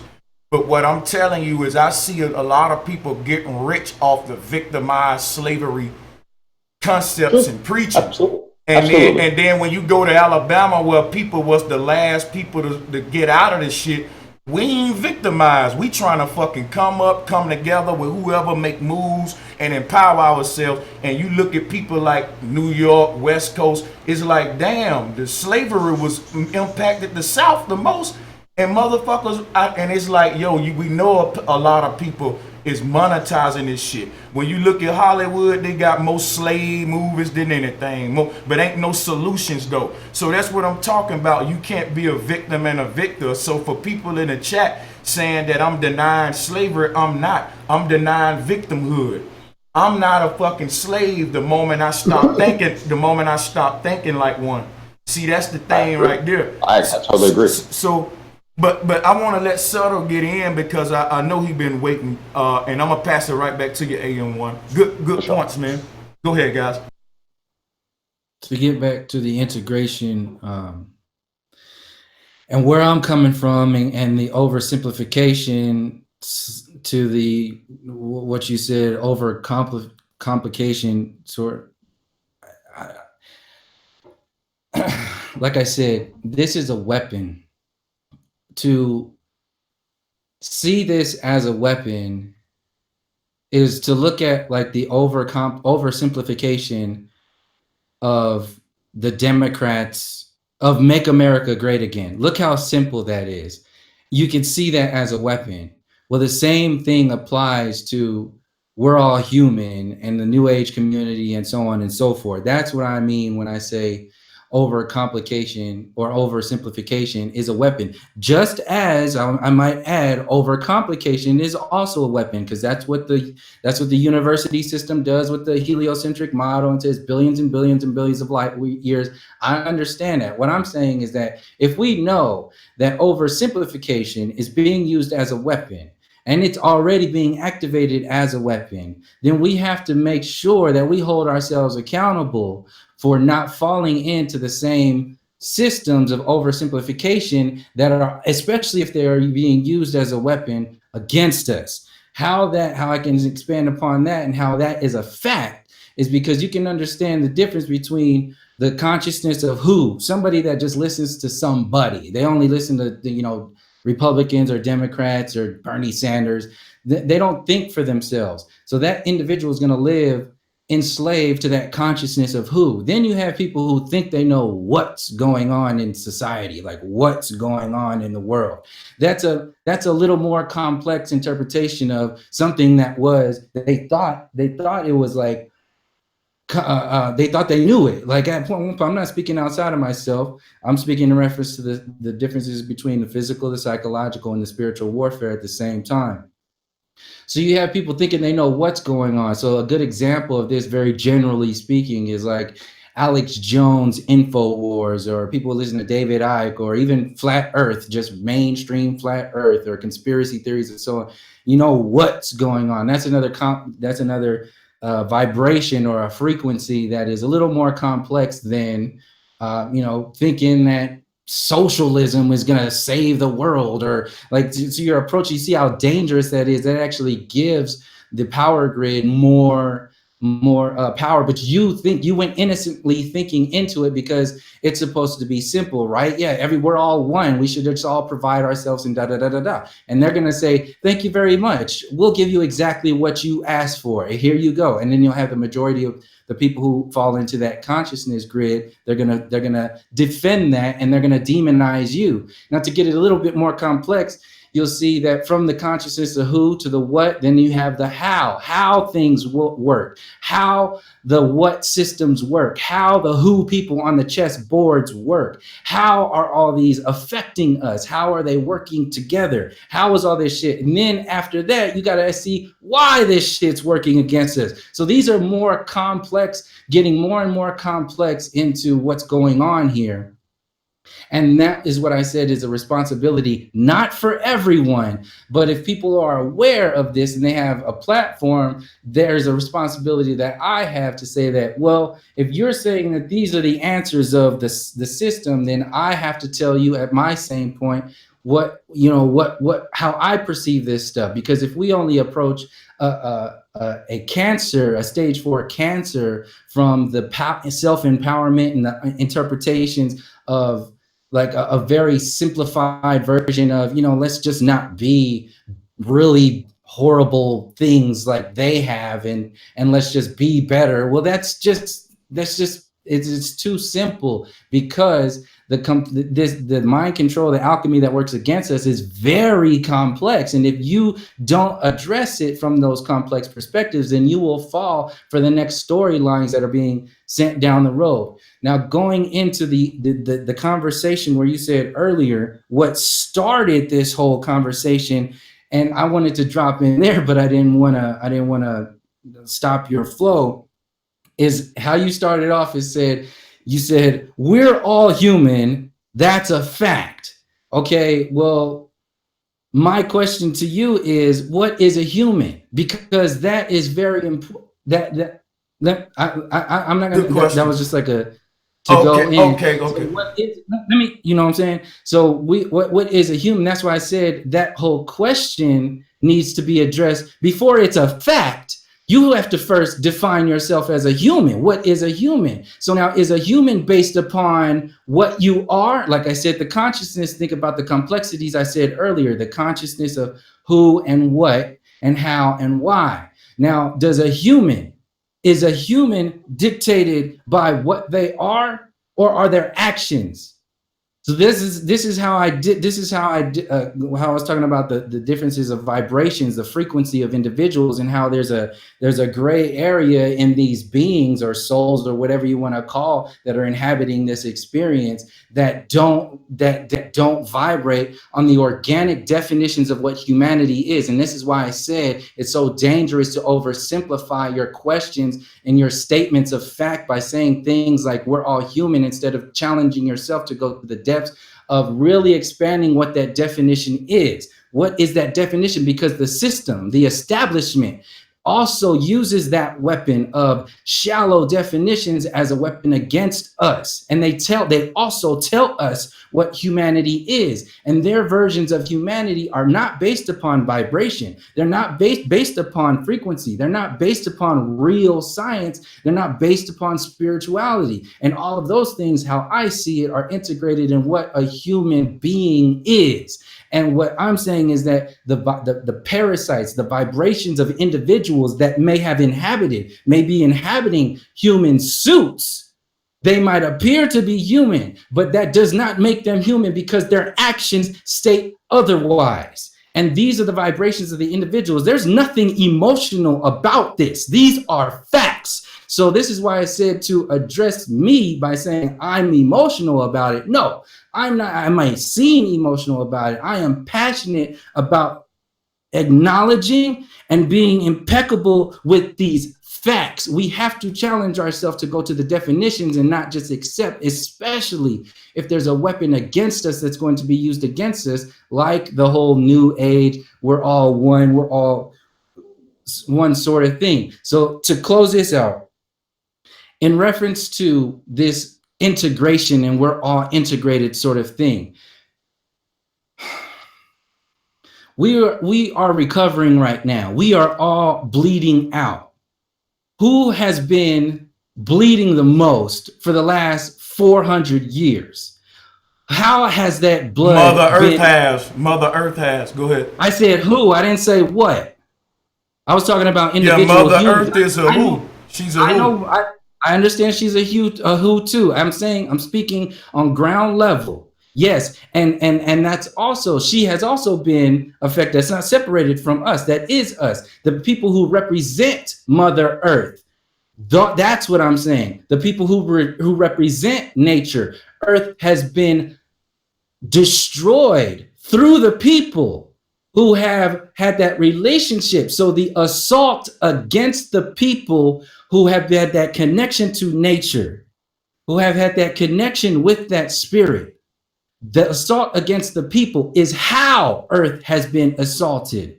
And that's why I said, until we understand how that assault has occurred, and nothing's really going to change. We're just going to be telling fairy tales over and over and over again. And how I see it, how we're going to do that is to first break down and hold ourselves accountable for understanding a why and how interpretation of what's going on. See, to only say, and this is why I had some difficulty with when you saying it's emotional, because There's no emotion by understanding the difference between why, how, what. When I was talking about the emotional let me thing, finish. Let me finish because I'm almost done. Let me finish because I'm almost done.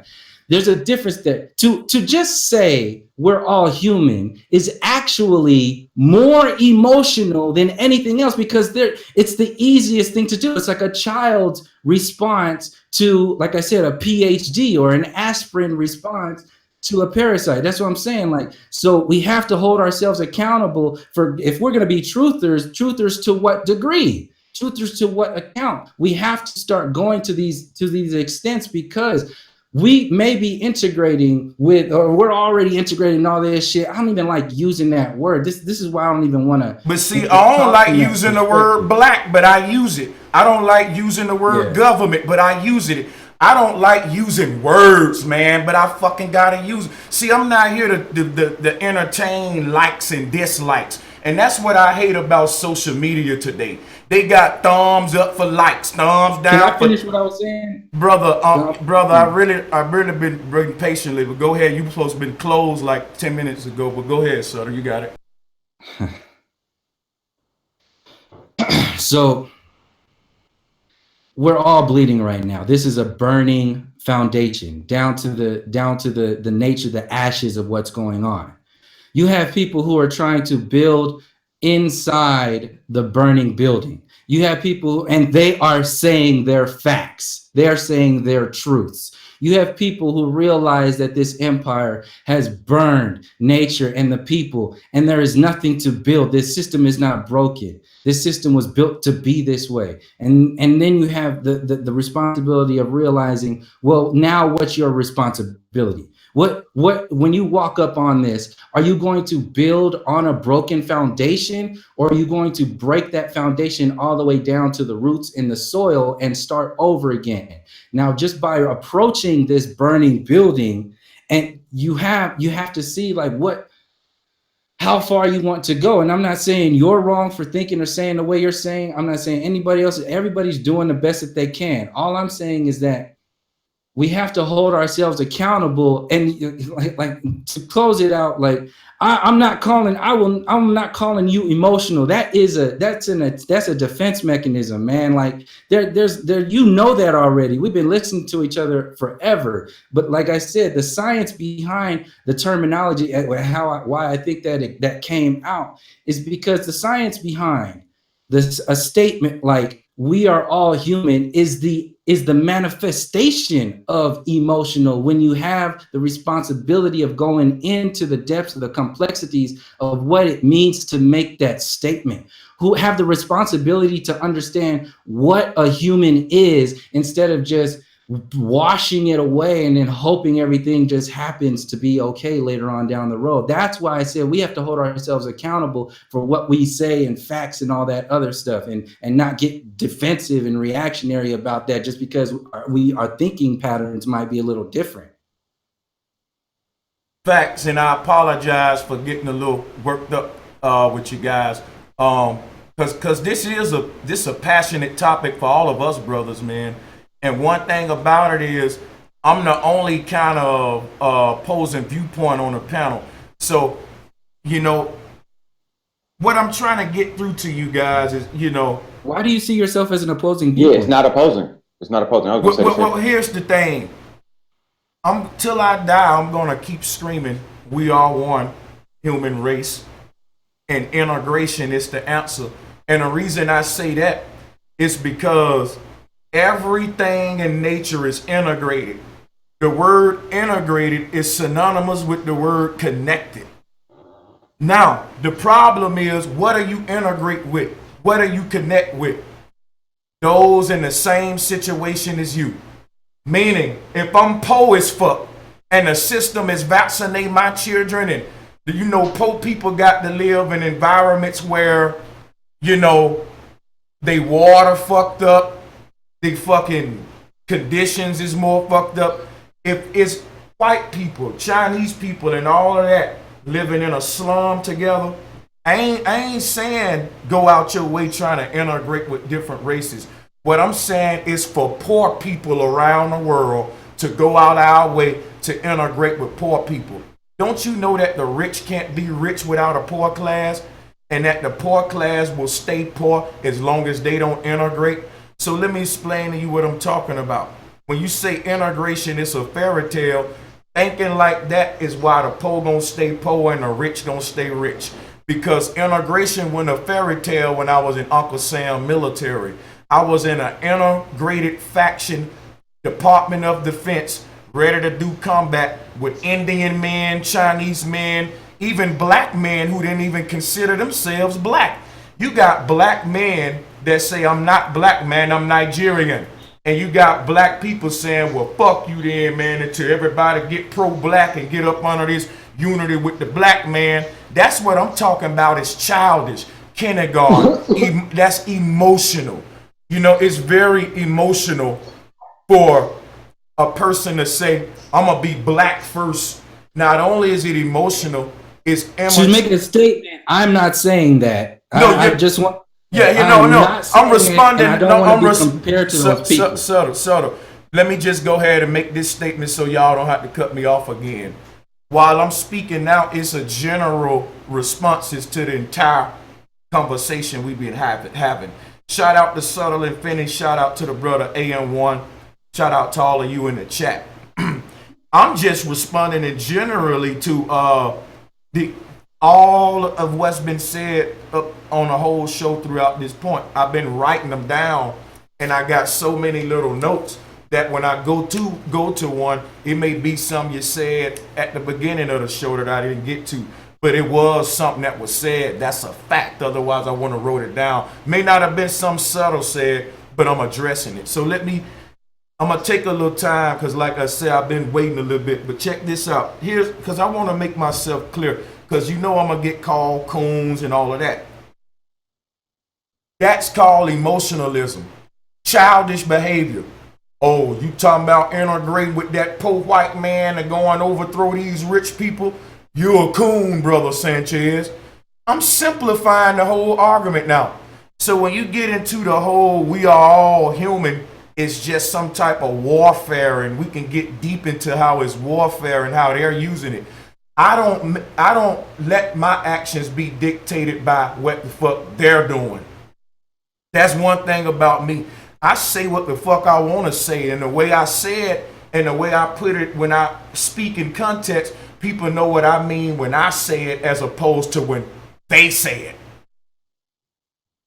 So that's all I'm saying right there. So when I say we're all human, I'm saying all of y'all ass need blood to live. You need water. You need air. You need sunlight, moonlight. That makes you a human being unless you some type alien. The motherfuckers that's ruling the earth, they are fucking humans. And when AM1 said earlier that these people sacrifice children, they do all of this stuff, they do all of that so they can't be human, to me that's making them a god. Because anything that ain't human is something called superhuman. Either you're human or you're fucking superhuman. If you say they the devil, they still superhuman because the devil can do shit I can't do. So I gotta keep these folks on an even playing field with me for me to even have a realistic fighting approach. In the black conscious community, we make these folks reptilians and monkey people and white folks just this and that. I'm saying, man, they humans. And with humans, you got evil fucking humans and good humans. I know some black boys that rape 3-year-old girls. I know some black men that raped and tortured old ass women that was in their 80s. I ain't gonna say that black brother ain't human. I'm gonna say, yeah, he black just like me, man, but he's a fucking sick dude. He's sick human.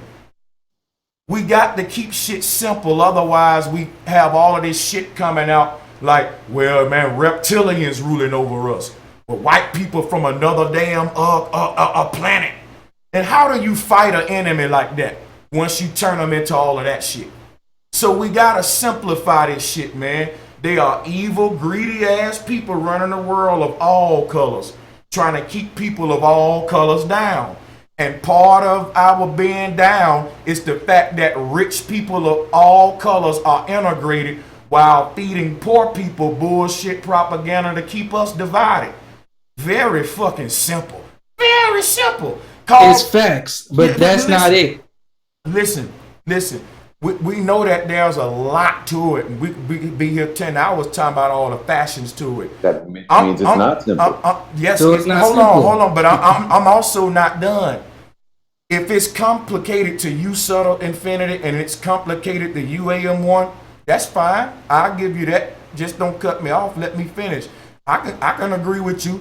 They said it's complicated to them, but now you gotta agree with me. It's simple to me. You can't argue with me. I can't tell a man if I go outside and fix some car brakes and my brother fix some car brakes and I say, man, that shit was simple to me. And my brother say, well, shit, it was complicated as fuck to me. He can't make me say it's complicated to me if it was simple to me.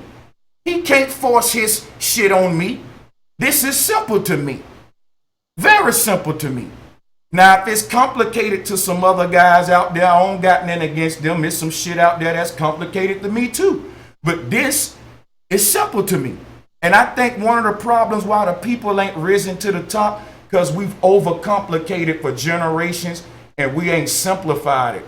You got niggas standing around in intellectual think tanks, masturbation shows, using big words, discussing about, well, we got to find out how they did this and when they did this and why they did that. We ain't got to find out none of that, because the first thing we got to deal with is the what before we can get to the where, how, and into that.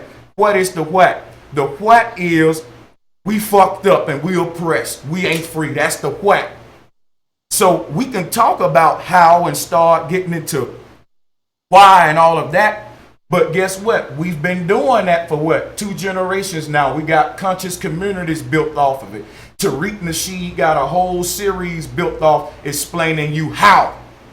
I never saw a group of people that can do lectures on how they fell from power but still can't figure out a solution. In fact, we've monetized the how. We know the fucking how. It'll be like me going to the doctor and the doctor telling me the how and just sitting there looking at me. I'm like, okay, motherfucker, now heal it.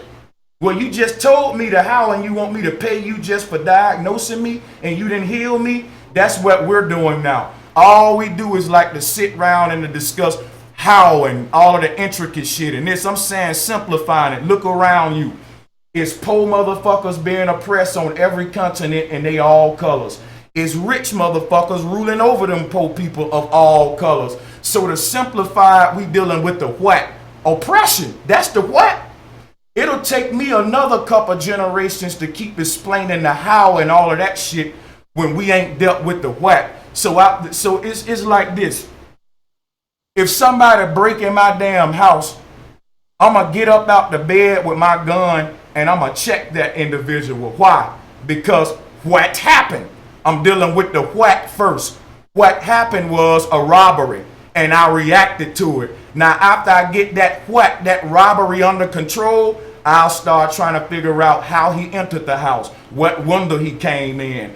Did he come down a chimney? Did he dig a hole and come under there? I deal with that after I get the what under control. The man is broken into the house. I got an intruder alert. I'm not going to stand up while my family is under threat trying to say, baby, how he get in? Fuck that. I got to deal with the what first. He broke in. So once I get him under control and deal with what, which is the robbery, then once that's secure, I can discuss for generations about the how and why with niggas. That's what I got against these black conscious platforms. I'm tired of talking about the how and all that. I know about slavery. I know how it happened. I know about all that shit. I'm just talking about what we need to do. Everybody need, because it ain't going to just happen with a little clique of black people. Ain't finna overthrow a fucking integrated government. You think a few little black people from America gonna overthrow an integrated one world government and the United Nations? Now the United Nations got all of these different colors sitting at the table. Each one of them a different color. They getting the same orders at the same table, agreeing on how we gonna maintain our power. And they saying by keeping their ass divided and never coming to a table like us of all colors. Because the moment them poor people get a big table and come together and sit at it like we doing on how to overthrow the rich, that's when they're going to be oppressed. So we can't never let that happen. So we got to fill up the TV screens with racial agendas, racial wars, black versus white, so we can keep the divide and conquer going, and they can never have unity in numbers while we rule united at this UN table of all colors. And they can never get their power in numbers, because they'll never have the numbers long as we succeed at keeping perpetuating the damn division. So whenever they trying to unite, long as we have one of them say, well, I'm not uniting with you because it's black first. And long as we have the other one say, well, I'm not united with you because it's white first.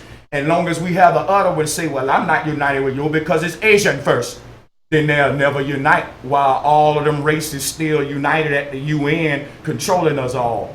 Now, contrary to that, we will unite at Walmart to work for them and join a military, but they got us so damn programmed, we won't even unite to save our lives. And we really think that we're gonna fucking make it defeat an integrated one world government in separatized division cliques.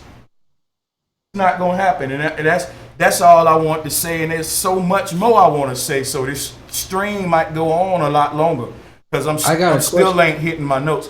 Oh, I would love to answer your question, because I still didn't answer your other one, which was what is a human. So I got a lot of stuff. I'm being bombarded. Go ahead. Yeah, this relates to let's get okay, because there's so many points that I agree with the majority of everything in your intent that you were saying, but there are some key points that I really disagree with, just the verbiage. But just and that's just where we are, like, as far as like just period. I mean, we can. I don't want to have to waste my time trying to or an hour time trying to explain like how I see. Like, I want to get now, since we know that our perspectives are going to grow and they're going to be different, just like it was a year or 2 years ago. I don't want to waste people's time going there. It'll look and sound different. So to just like challenge each other, let's take the best case scenario right now, that the integration. Okay, integration, we're all one. Another fact that comes along with that, we're all human. Another fact that comes along with that, like I said earlier, and I want to know if you can see this as a fact. Let's see this. You said we're all integrated. Let's see it as a world or a farm. Let's see it as a farm. And we're all integrated. We're all living on this farm. And everything is, we need to work together to make the farm work efficient and provide, the food and, all this stuff. Okay, great. That's our responsibility. Okay, so at the same time, like I said earlier, do you agree when we lump everybody in together like that and just say we're all one, we're all human, we're all in this place, we just got to deal with, what we're doing? Can you also at the same time acknowledge that in that statement, we are also letting a fox in the hen house? Well, no, I can't. I'm gonna show you what I mean here, and that's a good point too. That was dope. Because there's a fox. Let me finish part of the question real quick. Because there is a fox that I see that is that vibration of that space that, like I was explaining earlier, between that resonates in what your definition of a human is, and the vibrations and all that other thing. And that's why I said it's if we oversimplify it as a weapon, like I said, even and again, oversimplification, once you get into the how and the why, that actually is simplifying it, because you are letting go of a lot of the things that you didn't know were there. So to say that how and why is actually more complicated, I didn't say that. No, I'm saying that. To say that, and to say that this now, the one side, yes, it's more complicated. On the other side, it's actually more simple, because you are now understanding a deeper level of who and what you are. You have an understanding and understanding of who and what you are by understanding who and what you are not. and who and what you've been conditioned to believe you are. That is a power that is very beneficial to anybody's unifying. That's why I said I don't lump the counter arguments of people coming together. Like, I am grateful people are coming together in their units and doing that, because eventually, just like I did, if I realize something's wrong with that, then I will move on. And that's a given. Like, these are facts that need to exist, and I see it as like, I don't see it as we need to separate like ourselves from that. We need to, like, because everybody learns from it. So back to the question, like I said, like, what are you going to do about the fox in the hen house? Yeah, let me answer that. I don't see a fox in a hen house. I see a bunch of animals on this farm, and all see, here's the thing. I ain't gonna take your analogy. It's a good analogy, but I think the problem is the differences with the way we seeing this farm. When you ask what is human, I don't say a person is not a human because they may fall short of glory here and there. So if you're saying people that do bad shit is not human, I'm not a human. I'm saying that all of us are humans, but all of us are not humane. And that's how we got to simplify it so that we can clarify it and get some clarity here, because that's really what's going on. All of us are human, but all of us are not humane. So what's humane then?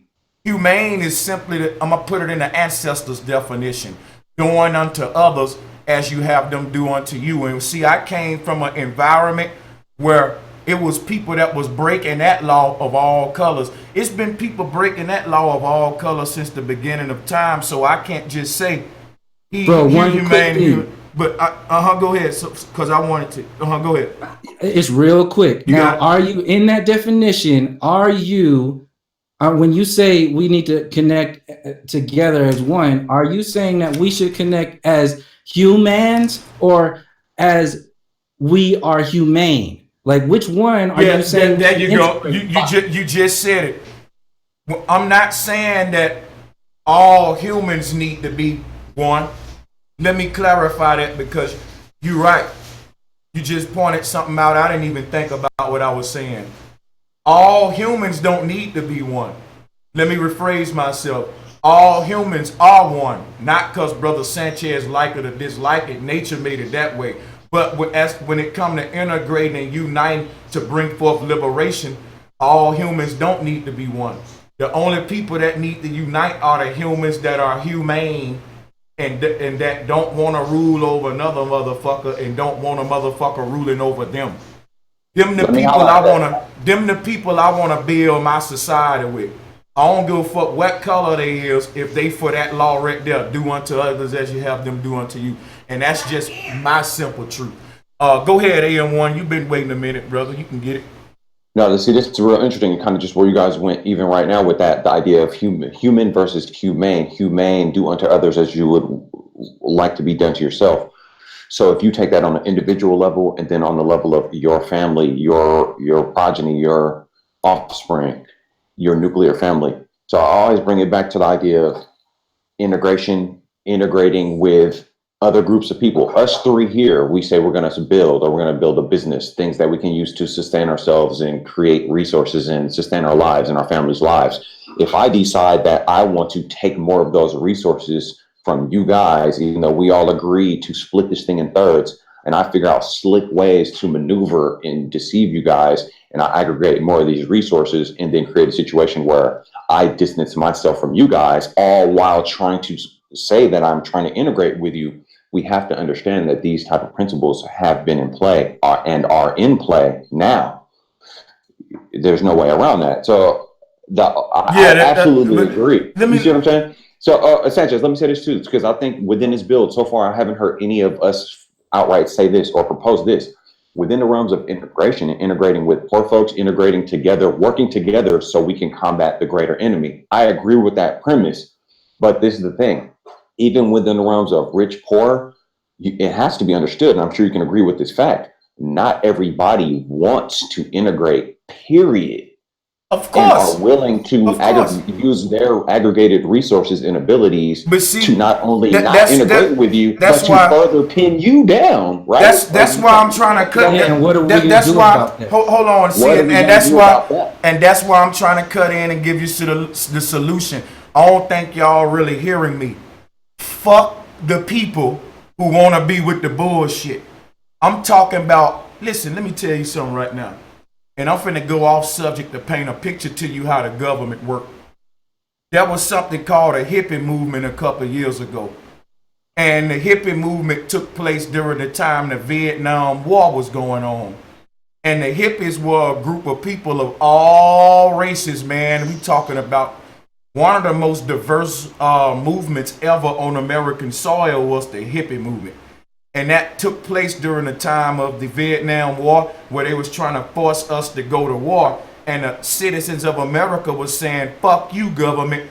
We're no longer going to listen to you. We're going to rise up against you. Y'all going to war, messing with people for nothing. And y'all using our children to do it. And you had Asian Americans, Black Americans, white Americans, all of these different races agreeing that, yeah, man, fuck yeah, I'm tired of my children getting vaccinated too. Yeah, you tired of your children getting drafted for war too? And you had all of these different races coming together. It was called a hippie movement. And they was protesting against the government. When the government saw that, you know what they did? They turned the hippie movement to the hip hop movement. And your first hip hop rappers came out rapping about black power to overthrow that racial unity and integrity that was a threat to the government. So the organic revolution that was going to take place on American soil amongst all these diverse groups on this land was the hippie movement. And the government turned that to the hip hop movement. And if you look at the first hip hop rappers, they dressed like hippies. They was trying to fit in with the hippie crowd, and they was trying to adopt the message of the hippies. But what they did, they adopted the rebellious government part, but they promoted this Kemeticized, what they call Kemeticism, out of Africa, black first shit with it. And that was all part of the government plan so that we wouldn't have a real hippie movement again. And now everybody under this hip hop spell of black first, we can't integrate when the real threat was the hippie movement. When all of these people in America, you got Chinese Americans here, Jamaican Americans, you got Africans that don't even identify themselves with you. But they will fuck with you about the fact that the government taxing the fuck out of them too. See, that's what the hippie movement was. For the first time, people were saying, you know what, man? Yeah, fuck your skin color and your skin color, because you right. They gave your child a vaccination too, just like mine, didn't it?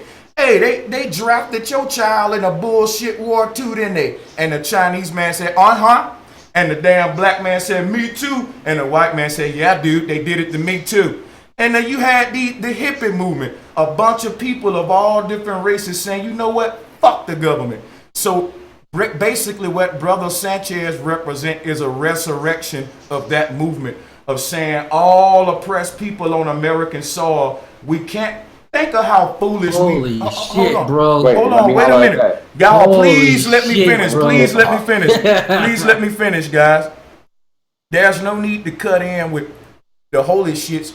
But let me go and finish what I'm saying. I needed to. If y'all let me finish, I'm going to pass the mic. I know it's disrespectful, but I'm sorry. I know, but I'm forgetting where I'm going here. See, that just broke my flow. But it's all good. What I'm saying is this. I'm sitting up here saying that the rich people that rule over us is integrated. And the reason the poor people can't get power because the poor ain't integrated. Now, rich people of all colors are integrated, maintaining their dynasties by keeping the poor divided and saying, don't integrate. That's my point. This is an old tactic of how governments were started. But what I was going to say, to point out something that's very funny, though, is the fact that I'm sitting here arguing about integration or whether or not we integrated, when it's a fact that we integrated. In fact, we in one of the most integrated countries on earth in America. I mean, the fact that we're even arguing about integration, it baffles me. Have you ever took a public bus ride? It's integrated than a motherfucker. So why do people can't get off of that bus that's going to the ghetto of all colors have a building in the ghetto and say, look, this is what we got to do in this community to fucking batter ourselves and take over and build some better for our kids bigger than the corporations. I don't give a fuck what color you is. Now, I agree what AM1 said. You're going to always have some people that's saying, hey, I'm white and I want to integrate and help the cause, but they really don't. They want to destroy it. You're going to have some black people coming saying, yeah, I want to come and be unified. That's going to try to destroy it. But that's the thing. That's what separates the two classes on earth. Those that want to do right and uphold the laws of Mother Nature, and those that want to destroy that.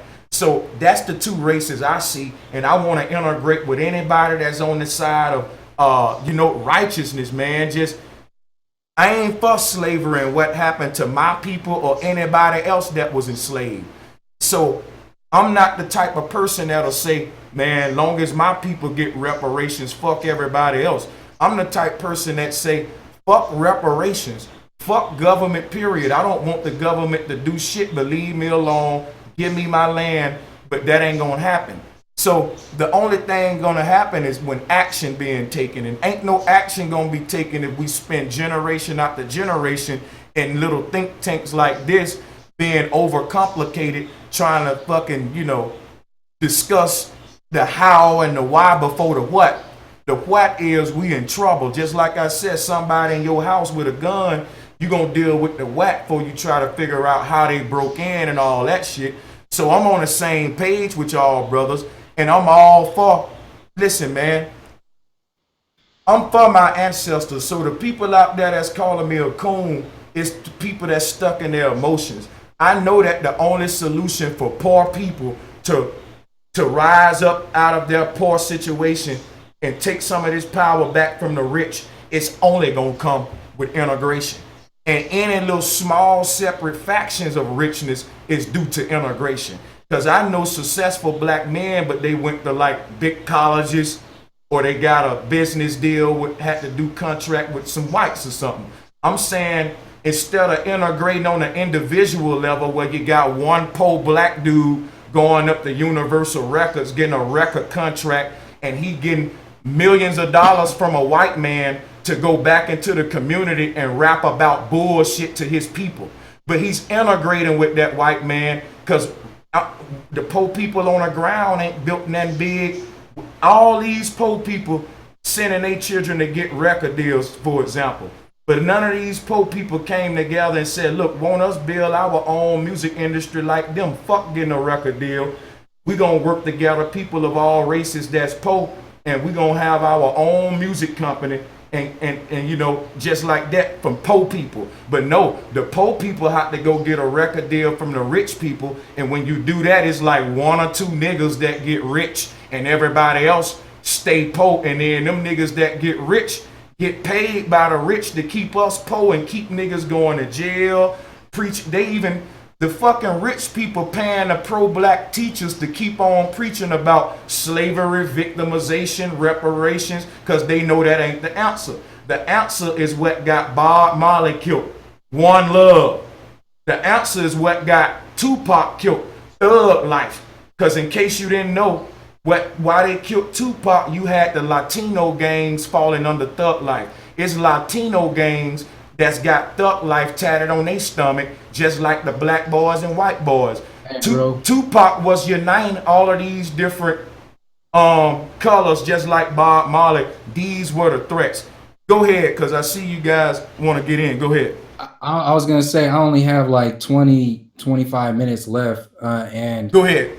I just wanted to, like, for the next build, because I want to kind of end on, like, in my perspective on this is I'm seeing a trend now. Like when I respond or when we respond, like the response that you have is generally speaking in reference to a group of people that have perspectives that we've already addressed and we don't really, or at least I'll speak for myself, I don't really affiliate with. I have my own perspectives on that and we're on the same page as that. So it's kind of like, it kind of like takes away to even speak from it, from the interview, because the interview is not about the general ideas of other groups of people. The conversation is between you, me, and AM1. So like I see how you're responding, but at the same time, the trend is to speak generally about other subjects. But we're already on the same page. So I didn't want to go into like how we're on the same page about those generally, because it's kind of like, I don't want to say like, with all due respect, it's kind of like wasting time, because we're kind of like preaching to the choir. That's why I asked you, like, can we build on, like, now that we understand what are the basics of, well, let's address what we think integration really is. So like I said, like what's the hen in the hen, or the fox in the hen house? But beyond that, I was really going into like why, and before that, I wanted to first apologize for taking you off your train of thought and then coming in. I really, like, that was a really big thing for me. That's not, and to justify it at all. It's cool. It was just kind of a thing, because I wanted to cut in, but I also wanted to stamp at that same moment, like, what's going on, because that statement said a lot. Your statement of, you're trying to see, I don't agree with this at all. Like, and this is why I said we have things that we disagree with, but our intentions are real. Like we intend to, we're speaking the same language from just like different perspectives, and they're not opposing. That's why I wanted to emphasize earlier, they're not opposing. It's not an certain argument. parts of it, certain parts of it do spark, like there's certain things that in what you're saying that I have to like emphasize is very dangerous, because when I see those things, that I see them as weapons. And like you said, we're talking about integration and all this other stuff, but ultimately it's going to boil down to, like you said, the haves and the have-nots. How I say it is, how are we going to address these bleedings, these suffocations that are, it's not based upon, see, that's outside of the establishment, and it simultaneously addresses the establishment by separating itself from it, because that is the epicenter of all the bleeding and all the shit that's going on against us. But it's not because it's doing it to us, it's because of our belief systems in it, and we're keeping it alive. And a lot of that stuff is being kept alive because of our concessions, and because of our beliefs, and because of our half definitions of things that are in reaction to, but really don't go into the depths of what's really going on from the perspectives of it, where it gets a little bit more complex, but ultimately more simpler. And when you get into the space of how and why, see, when you get into how and why racism exists, how and why white supremacy exists, there's only a few things of why that stuff exists, but it all has a meaning and a purpose, and it's a part of the cancer, and that's a part of the fox I was talking about being let in to the hen house, when we just sort of integrate our whole mentality and reaction to something being horrible for so long, and not really hold ourselves accountable for the responsibility of going to the depths of the complexities of how deep this alchemy has been, is right now, and is planning to be. So that planning to be is actually my focus in reference to the people who are coming together, speaking about these kind of like these stories that are all encompassing. That's why I said, when we get together, I would like more to focus on like us directly, what we are specifically saying, instead of going into like generalizing with other like groups. Cause like that's actually happened in every talk that we've had, bro.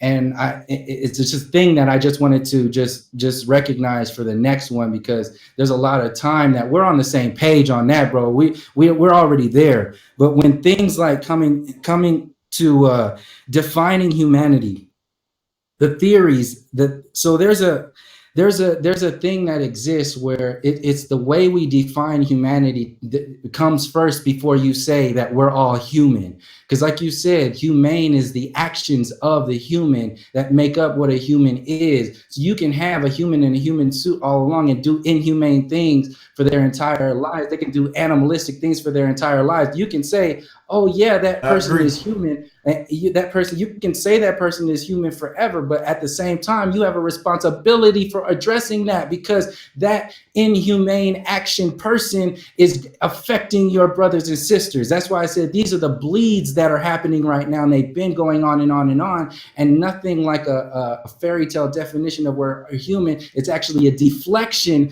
from handling that situation. It's a deflection from facing what that is, and that bleed is. Let me finish. I'm almost done. And this is why I said it goes down to the defining of humanity, the defining in the actions of what's going on, to hold ourselves accountable for addressing those individuals, those entities, whatever you want to call it, that consistently act and represent themselves inhumanely. There have been people, and then when, in a side note, but it's not really a side note, when you start asking yourself what humanity is, you are inherently going to address what humanity has been told to you to be, and who told you what humanity actually is. And you're going to also see that humanity has been told to certain people on this world by only 1/10 of the other people. This is the infrastructure of white supremacy, eugenics, and the mind control of colonialism and all that other stuff. We have actually been told a definition by parts of the establishment of what humanity is and what humanity isn't. And one of them has been that if you are a black person, then you are 3/5 of a real human. That has a psychological, spiritual, and physical effect on us, and it's part of the disease that we have to deal with, and it's directly intertwined with how we define what humanity is, because certain groups of people in this world went out of their way to define what humanity is in order to maintain control for their particular people. And I'm not saying it's as simple as only that. I'm saying that's a part of the chess game that has been played for centuries, and that is very definitely related to a lot of the breathing, the bleeding, and the suffocation that is going on today. Now, is that to say that's the only thing that matters? Of course not. Is that to emphasize that those mentalities, that psychology, that lack of responsibility in defining oneself to hold responsible the acts of inhumanity? That's why I'm saying not to separate ourselves, not to say this, not to say I'm emotional. No, for the simple fact of realizing that that is a weapon, and we will only understand what it means to be human when we understand at the same time what it means to not be human. And we're not having that discussion. We are never having that discussion. I have it on my channel. I would like to have that discussion more, because we will definitely start getting to the nuts and bolts of what it means to be human, and we will definitely start seeing who and what is responsible for these actions of inhumanity. And that's why I said it's our responsibility to shine a light on the fox in the hen house, and not just poo-poo it away and just say we're all human, because at the same time, that's being a weapon. That's definitely that is a weapon that is already written in the all right, let me say something real quick. If the fox is inside of the house telling all of the sheeple they're not human, and because of that the sheeple won't even unite against the fox, if one of the sheep start telling the sheeple, hey man, we are, hold on, if you lost, if one went out, hold on a second. No, they said lost signal. They can hear me. They said they can hear me. Okay, I didn't hear you though. Well, you responding right now. No, I'm asking you what you said. Oh, I'm sorry. My bad. I ain't get you. I'm sorry. I apologize. Off on my end. I'm saying, you just said it, brother. The people taught all of the oppressed people around the world that they weren't human. That ain't nothing that just happened to black people. That's the number one tactic you need to make a slave. The Chinese do it, they pay people. The first people had it done to them was the Slavics. But the first slave owner was a black pharaoh that we call Norma, that came out of Egypt. When you talk about this whole thing about people being half human and some people saying that they the chosen or have God blood, that concept come from black people. One thing I want to say is that when I say it come from black people, the pharaohs in Egypt were the first people to declare themselves God and that everyone else was kind of less than. And that concept turned into the day you less, this much of a human because you ain't rich or you ain't in a wealthy class. So, if you rich and you owning empires and a dynasty, you human. That's how the government look at. That's how the powers of the world look at it. All the poor people, peasants, no matter what your color is, they look at you like filth and scum. So that's all I'm trying to say. One thing I want to say about all of this also is the fact that, Soto, when you saying we are all human is a weapon, that's why I said, brother, you proving my point and you proving why we should further promote the fact that we're all human. If the government saying we're all human using that weapon against us, they just gonna keep using it against us till you pick the motherfucker up and use it. Let me holler at that. I'm gonna let you holler at it in a minute, because if the government shoot me with motherfucking M16s and machine guns and I ain't got nothing but a knife, I'm not gonna sit back and say, man, that's a weapon. I'm gonna try to use that weapon against their ass.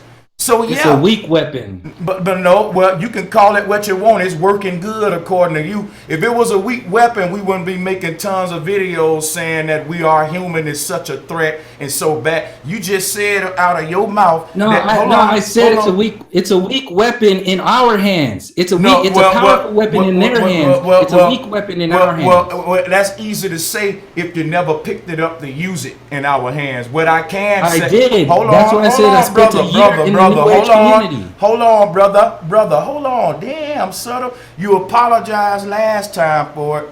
Now this time I'm gonna be hold on. You go on rants though. Oh, so now you're gonna start insulting me and all of this.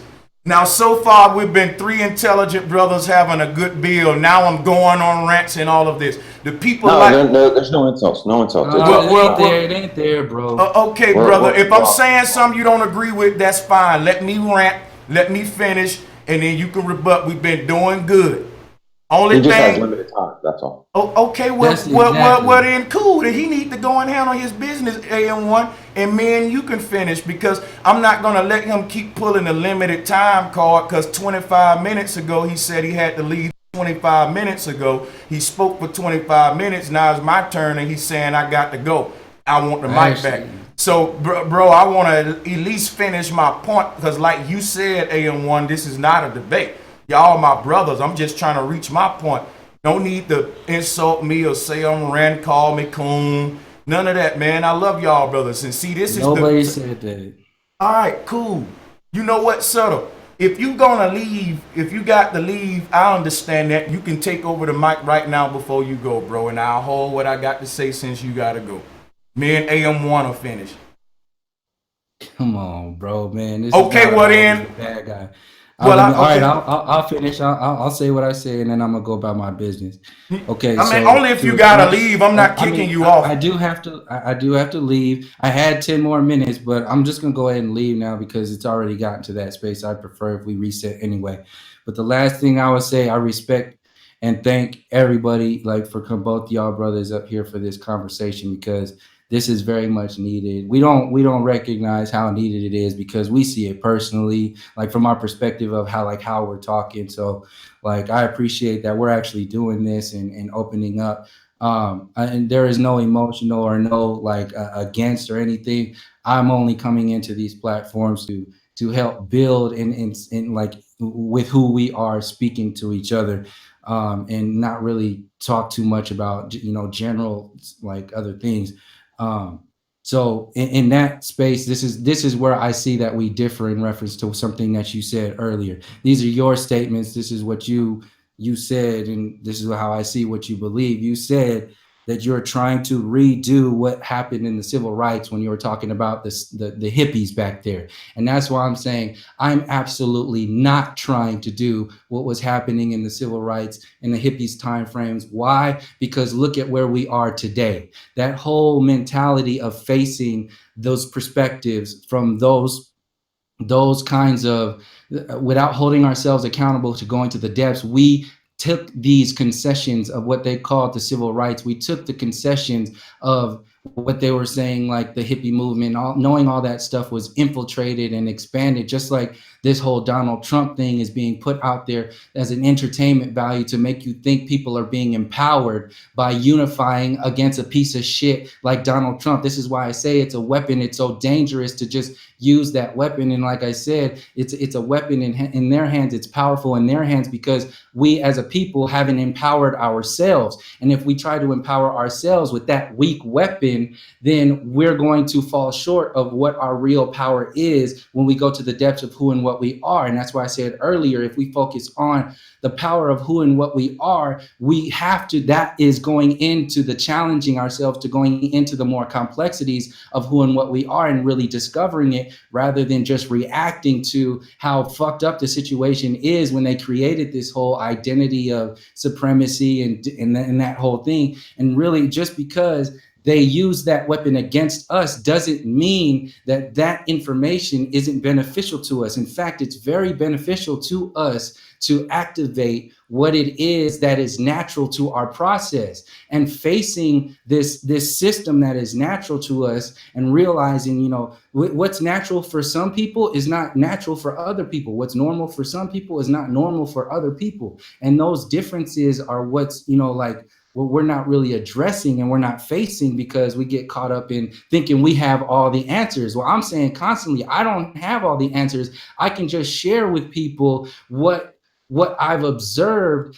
as are things that have helped me on my journey and things that have hurt me on my journey. Both of them have helped me in that process, but things that have hurt me can be shared with people, and perspectives like that I say, from my perspective, no disrespect to anybody who thinks that way. What I'm saying is that the weapon of we're all one, we're all human is was something that was hindering my own progress, my own growth. This was something that I realized 7 years ago. I realized that mentality was being utilized as a weapon from well beyond that. I mean, well, the New Age, for as long as the New Age has existed. So that's why I emphasize in this conversation and with the closest people that I speak to, you guys are the closest people in my circle, really, as far as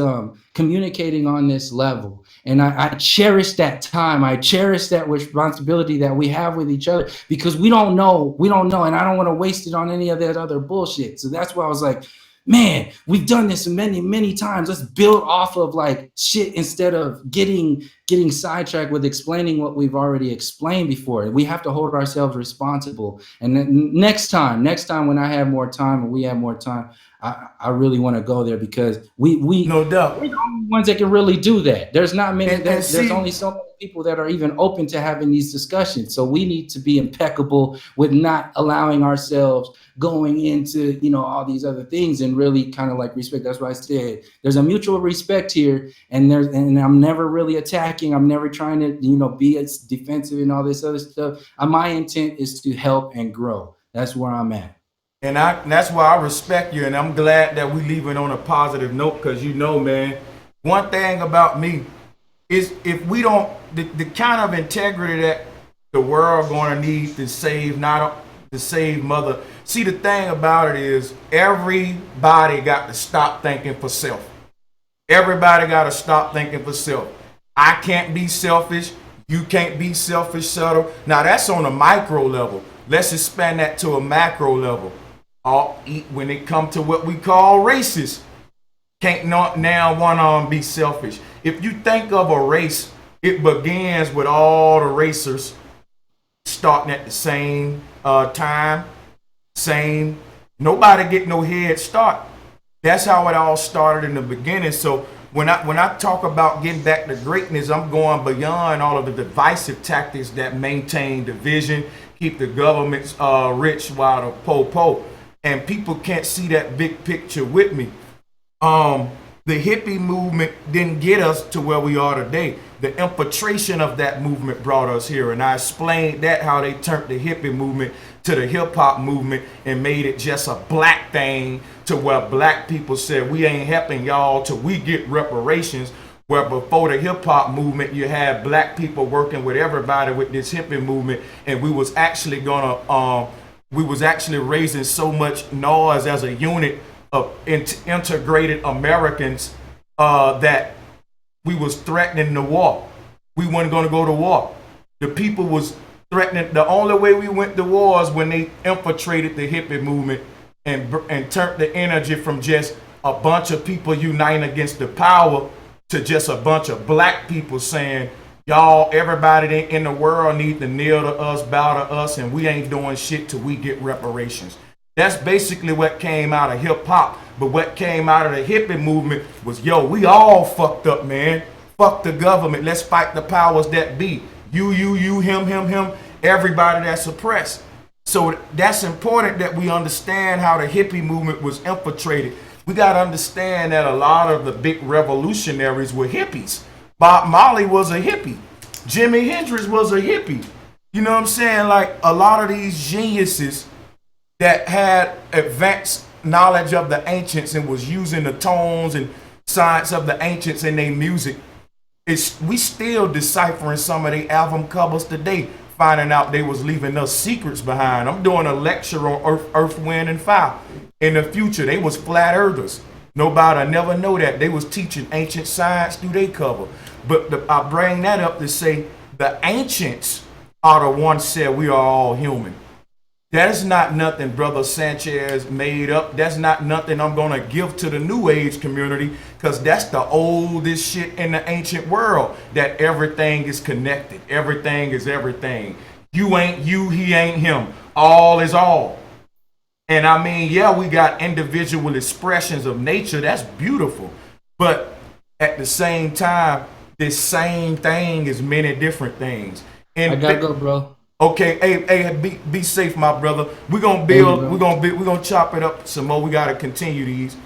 And AM1, I'm gonna pass you the mic, but I'm gonna conclude on this. You guys say don't generalize, but you make general statements. You say things like, well, you know, it was us who was oppressed, or you were implied that it was, you know, black people who went through all of this and did this, and we got to do for us. But these are general statements when you say stuff like us, because of course you don't mean you want to include the black guys like Jay-Z. You don't want to unite with them. I don't think the pro-black community would like to unite with the boule black members, you know. So they generalize and they say we black people got to unite, but we know what they mean. They ain't talking about all of them. They don't want to unite with the people they calling coons, of course. So what I'm saying is, a lot of times people make general statements, then when someone respond and they generalize, it become a problem. But when you making general statements, if you look at the topic, it's a general topic. It says Bro Sanchez, Subtle Infinity, AM1, build on social and race issues in America. Very general. Very general. Didn't say what particular race, didn't say what particular issues, or none of that. Very general. And that's the way I did it on purposes. So we could, generalization is something that's good to do. You know, it's also a good thing to do. But AM1, I got so many notes right here, it can seem like I'm rambling on. And I know you've been waiting for a while because me and Subtle was going back and forth. So go ahead and I'm gonna tune in. I'm gonna tune in later, real quick. I'm gonna tune in later. If I could leave just a little note with y'all, like I would like to hear y'all's discussion on addressing or expanding upon that hen in the hen house and that whole storyline of addressing this from a disease. I'm gonna tune in later and listen to it. But yeah, thanks again. I love y'all, and thanks to everybody in the chat and everybody tuning in. Peace, everybody. Love y'all. Right on, my brother. Peace and much love. Love you too, my brother. See you next time on the next one, because the people, we gonna continue these with us brothers, man. And to the brother AM1, you can go ahead and take over. You want to pick up on that hen house, what Sutter was talking about with the hen house? For sure, yeah, y'all was going for a minute, and I understand how that happens because each of us can just freestyle and flow. I think all three of us have a vast wealth of knowledge and information and just insight on a lot of these topics. So I get why it gets long-winded and it gets heated and different ideas, but the overall energy is going in the same direction, which is beautiful and very much needed. Like I went into even thinking about this before. Like, remember I told you on O'Shea that I want to get on a like a 3-up sort of talk specifically with these two brothers, and I sort of have the advantage to the degree that I've been listening to you guys for years. You guys haven't heard a lot of my thoughts because I'm sort of new as far as publishing a lot of my personal content on YouTube. One thing I do want to start off by saying, just to kind of refresh, is in certain things that you kind of took my words and kind of skewed them in a different way, which is kind of unfair, but let me break this down. When I say black first, what I mean by that is family first. That's ultimately what I'm saying. I don't have my own kids. I don't have my own children. So when I relate to the idea of black and myself as, you know, so-called black man, and whatever that whole terminology is bullshit, which I get, what I'm referring to is family first. The people that have come up with me and have had my similar experiences, people that I've, you know, shared, you know, food with and meals my whole life. Family first, meaning I want to make sure that these people thrive and are doing well because they are some of my closest proximity humans I've come up with, and by extension, other people of my same genetic lineage. That's what I mean by black first. That doesn't mean that I'm disqualifying or discounting other racial groups or other ethnic groups. So just to clarify that, what I mean by black first in that context, I absolutely do agree that there is going to be the only way out of this predicament is a unified effort across various body style types. And notice how I like to use that word, body style, genetic lineage types. Now, the makeup of these genetics is one thing. The intent of the people operating the bodies is a whole different story. That's kind of what we're alluding to.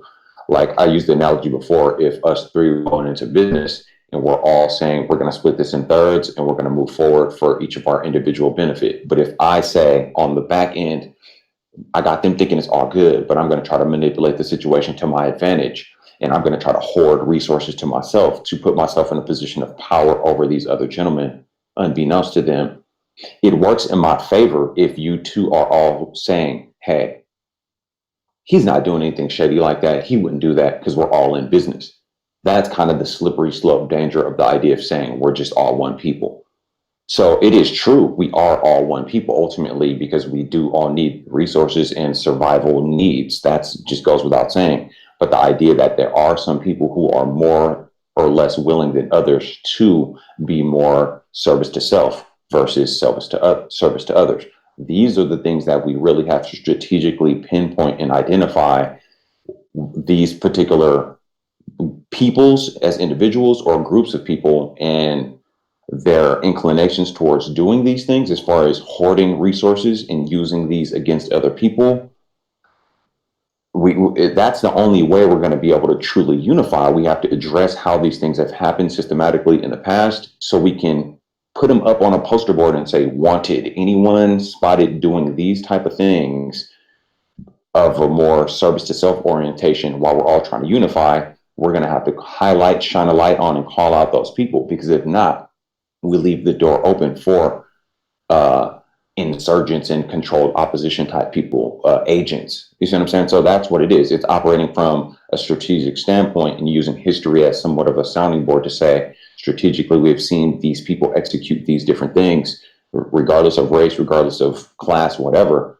These are the things that are happening. That's really looking at the fox in the hen house concept. The intentions and methods that certain people are using to subjugate and subdue in mostly covert ways other groups of people who are not trying to do that. Most people are just trying to live well and be cool and live well. There clearly are some people, regardless of race, regardless of class, that are more or less willing to dominate others and hoard resources so they have more advantages over other people. That's getting into a baseline concept that we can't even really argue with. And I would say we need to really address those things and stay vigilant about staying aware of those possibilities and how they take place so that we actually can move forward. Because if we're not doing that, then we always run the risk, 50 years from now, let's say we figured all this out this year, 50 years from now, somebody could say, okay, everything's been peaceful, utopian society for 50 years. Now let's see if we can slither back in and figure out how to manipulate some shit so I now can be the new king. You see what I'm saying? So it's a matter of really strategy from that standpoint, and having sort of a true soldier class, a warrior class, a guard class who's always standing on guard, sentinels to say, from a militaristic standpoint, strategy, we're going to be the strength and the warrior class of this new village of unified folks of all races and classes. Now that we've built that, we need this sentinel group. To a certain degree, everybody needs to be able to have that defensive mechanism concept. We need to really look at how we're going to build this new society and move forward, so to speak. But before we can do that, we're going to have to really assess exactly what we're up against, and using, like I said before, history as, somewhat of a barometer to say what has failed in the past so we don't keep repeating the past. That's kind of where I go with that. So I do have some very interesting ideas as far as moving forward, answers on how to solve that. And I do agree. We're dealing with people, rich people who consider themselves elitist, who operate and do things that make their humanity questionable, down to the idea of, are they even human? I wouldn't necessarily go as far to say somebody is not human, that makes them a god. I wouldn't agree with that. I didn't even say that. But just the idea that in their own minds, if they've aggregated enough resources to the point where they live in what could be considered like a breakaway society, if they operate in, like, the idea of this, bro, you know what it's like on some hood shit. You know what it's like to, not eat that day. You know what I mean? I know struggle, and I know it as well. And I've seen it. I've been some grimy shit here in the Bay Area, in Oakland. I've seen the dope game. I've seen the trap life. I've seen all that. That's why when you speak on that, I really resonate with that. Those kind of troubles, people that look like us from a similar genetic lineage have faced in this country. And that's all based on a systematic effort that has been employed and is still at play. These are all things that we can't argue with, and we know is true. So it is going to take varying levels of unity to undo that, but we have to make sure we know exactly what we're looking at first. And of course, this stuff is very covert. It's not meant to be easy to figure out. So that's when we get into the idea of not oversimplifying things, because I'm sure we can both agree all manner of efforts are being used to keep everybody off balance. And this goes for all races and classes. It's very complex what they're doing to us. So it would be a disservice to ourselves to say it's just so simple. That's how we set ourselves up for continued failure. These people have think tanks and have basically unlimited resources. Let me say something real quick. Go ahead. When you say it's not so simple, do we say then that it's very complex? You're right. What I'm saying by the idea of it's complex, meaning they're using a myriad of methods to keep us confused, pinned down, oppressed. We can all agree to that. So yeah, but see, it can't be complex if when you go on YouTube, it's hundreds of thousand videos breaking down to you this so-called complex structure. Let me tell you something. You can watch one video and learn about all the big institutions that run the world just in that one video. They'll go through the Tavistock Institute, the Bilderberg Group, all of that shit. And you can go as intricate as you want. Like I said, Tariq Nasheed got Hidden Colors 1. Now he at 5. And we got people who they call scholars on this, breaking down the system, how it's running, how we get fucked up, so when we start saying that it's not that simple, we start putting our foots in the mouths of a lot of great scholars that said, people, all we got to do is this. People, all we got to do is this. And they've been breaking down the complex power structure, this three-headed beast, the Judaism, Christianity, Islam, breaking down the whole power pyramid, Tavistock Institute. We can do that for centuries. And to the point now, it was complex, but it's not no more. Like when Tupac first screamed Illuminati, it was complex then. But today, everybody and their mama know about the Tavistock Institute, chemtrails. That shit ain't complex no more. Only thing why people want to make it complex, in my opinion, is to not take action. It can't just continuously be complex. It's been complex for generations. It ain't simplified yet. I think it's been simplified. They got movies out on it now. Books out on. You see how I'm looking at it, AM1. Tell me where I'm going wrong, brother. Wait, no, that's exactly what you're saying. Within a context of understanding how a lot of these systems have been employed and deployed against us, understanding of it has been made simple by countless volumes of information in streams and content like this online. Absolutely. The framework and understanding of it is made to be simplified. Now, this is the difference. Comes from somebody like myself who lives in the Bay Area, very diverse, tech-oriented, Silicon Valley. So you understand that, and understand with the work I do, it puts me in a sort of unique situation because the freelance work that I do, I create media content. I understand the brainwash element of all of that. So for me, I look at it on this standpoint. It's easy and more simplified to understand the framework of how this has been set up. The complexities are really made obvious when you start to take the action, just like what you said, and what you said was a big point. When check it out, I knew it. I knew it. Follow me on this. Myself, I'm actually taking the actions that piggyback off of the words that I speak based on aggregating all this information and saying, I don't like how this is. How can I lead by example and start as an individual to try to make the world better based on understanding these things, based on how simplified it has been? So now, as I start to move and act and take action to try to right the wrongs of this, then you really see how complex it is when you start to take action. To talk about it and do streams and videos on YouTube is one thing, whole different story when you start to get busy in an area like this, San Francisco, Oakland, San Jose, Silicon Valley, all this stuff, like big billions of dollars of stuff is being shifted here. All the nonprofits that are trying to do things to uplift people, the shady stuff that's going on. Like if you could have, man, if you could sit in some of the meetings that I sit in and hear the stuff that's being discussed as far as initiatives being rolled out by the city, initiatives that are being counter rolled out to undo those things in a real slick way, getting into politics and really seeing behind the curtain on this stuff, you see, man, it truly is complex, and the action that's going to be needed to undo these things for real, there ain't nothing simple about it at all. Like, and that ain't even getting into the whole idea of dealing with people that come from the same lineage like me fighting back against us and trying to keep it hood and trying to keep it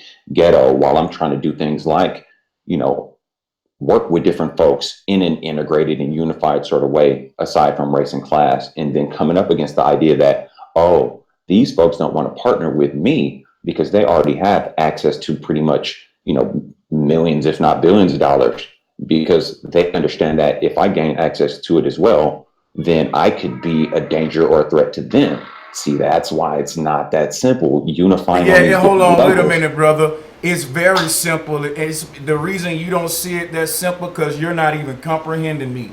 Let me say this one more time. I am not trying to unite with a fucking rich person. Let me tell y'all what I said one more time. I'm talking about poor people integrating with poor people to go against the damn rich. Why would a rich person integrate with a poor motherfucker unless they finna hire them to keep them rich? Unless you finna get this record deal and be a rapper and go make a fool out of yourself and give me some more millions. They're not integrate with. See what I'm saying? That's not even what I said. But that's what I'm saying. I'm speaking for me. I'm a simple speaker. You want to speak complex, then when you get the mic, you can keep the complex. The reason my shit growing, because I'm simplifying. I can teach liberation to a child, and they'll know how to teach it to their children friend on what they need to do to get us out this situation. It's literally that simple. Work together, people, the way they got us working against each other. If you turn on the TV and they keep on seeing divide and conquer, trying to pit the races against each other, and you see it's working to their rich ass benefits, then what you think the solution should be? Very simple. Reverse that by going out there saying the opposite. Nope, y'all. You know, we're gonna unite us poor folks. We're gonna quit build companies from the ground up working together. I don't give a fuck if you want to say I'm only gonna deal with black folks or white folks, but your example is the problem. That's what I'm fighting against.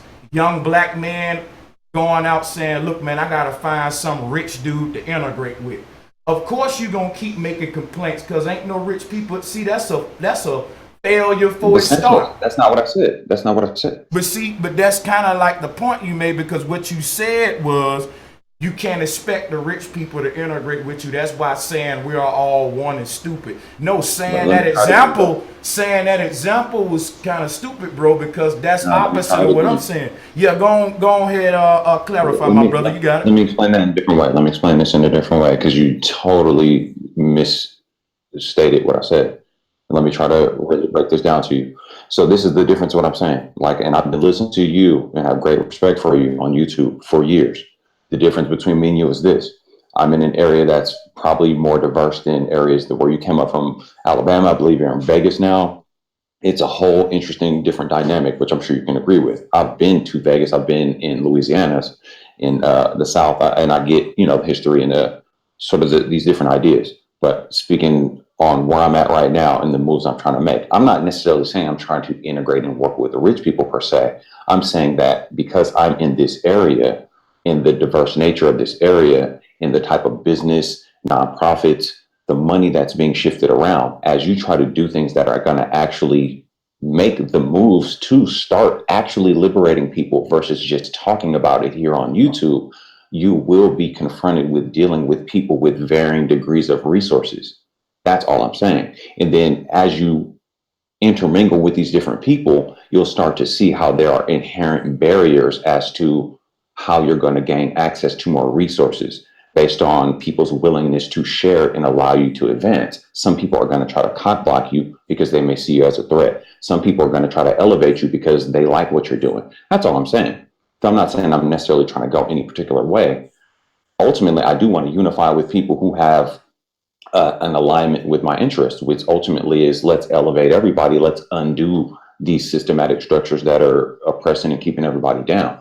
As I'm trying to do that and using my creativity, my ability to organize events, my ability to create media and put that out, because that's communications. These are the things that that's pretty much the last ditch effort to be able to stave off the situation we're dealing with, unplugging from their media and supplanting a new media communication line type system. That's literally what I'm doing here in Oakland, California right now.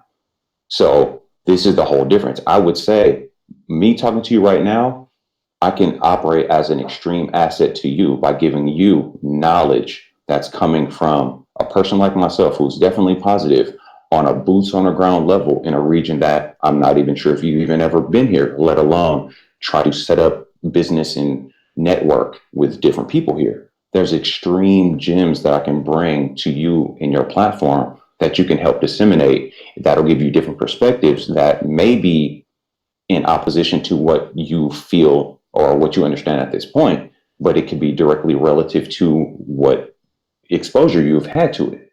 That's all. So there's extreme advantages in having these kind of builds. What I'm saying is this, to simplify even what I'm saying is, you may not be here out in the Bay Area. I'm right here, boots on the ground, soaking up game in one of the most money, power dynamic places in this country. I'm telling it to you straight to your face online right now, letting you know what it is. This ain't a matter of me telling you how I feel about it. This is me actually doing this with varying degrees of different racial groups of folks. Some are willing to work with me more than Black folks. Absolutely. I totally agree with you. But it starts becoming a matter of, within the realms of unifying, you're going to be met with all kinds of different hurdles, and it's all coming down to resources and the availability of resources. That's what I'm saying. This is not a matter of me telling you how I feel about it. This is me telling you what's happening as I do it. That's kind of what I'm going with. You do know that there's not one of us that's partaking in capitalism whose story don't parallels with the next. Now, basically, what I took from my brother AM1 right now is the typical black man story of a nigga that's chasing his American dream, trying to do something good for himself in a fucked up, oppressed land. Whether you take the music route he take, whether you start a lawnmower company or you're a barber, same shit. And each one can teach one, like the brother said. But at the end of the day, we ain't even integrated. How many black barbers you know that still rent their building from white people? Why ain't all them black barbers said, man, what the fuck we doing? Let's come in with this money and go and get our own shit and start opening up more shops. Yeah, it's being done. I ain't saying it ain't. But my point is, integration ain't just got to be looked at like black with white. That's already taking place. And yeah, you can help me a lot in my walk of life, AM1. I'm sure you can. Here's the thing, what I'm getting though. It's like in a nutshell, when I hear you speak, I'm summarizing it as this. I can go further than YouTube if I do some deals with rich people. Simple. You know I like to simplify shit.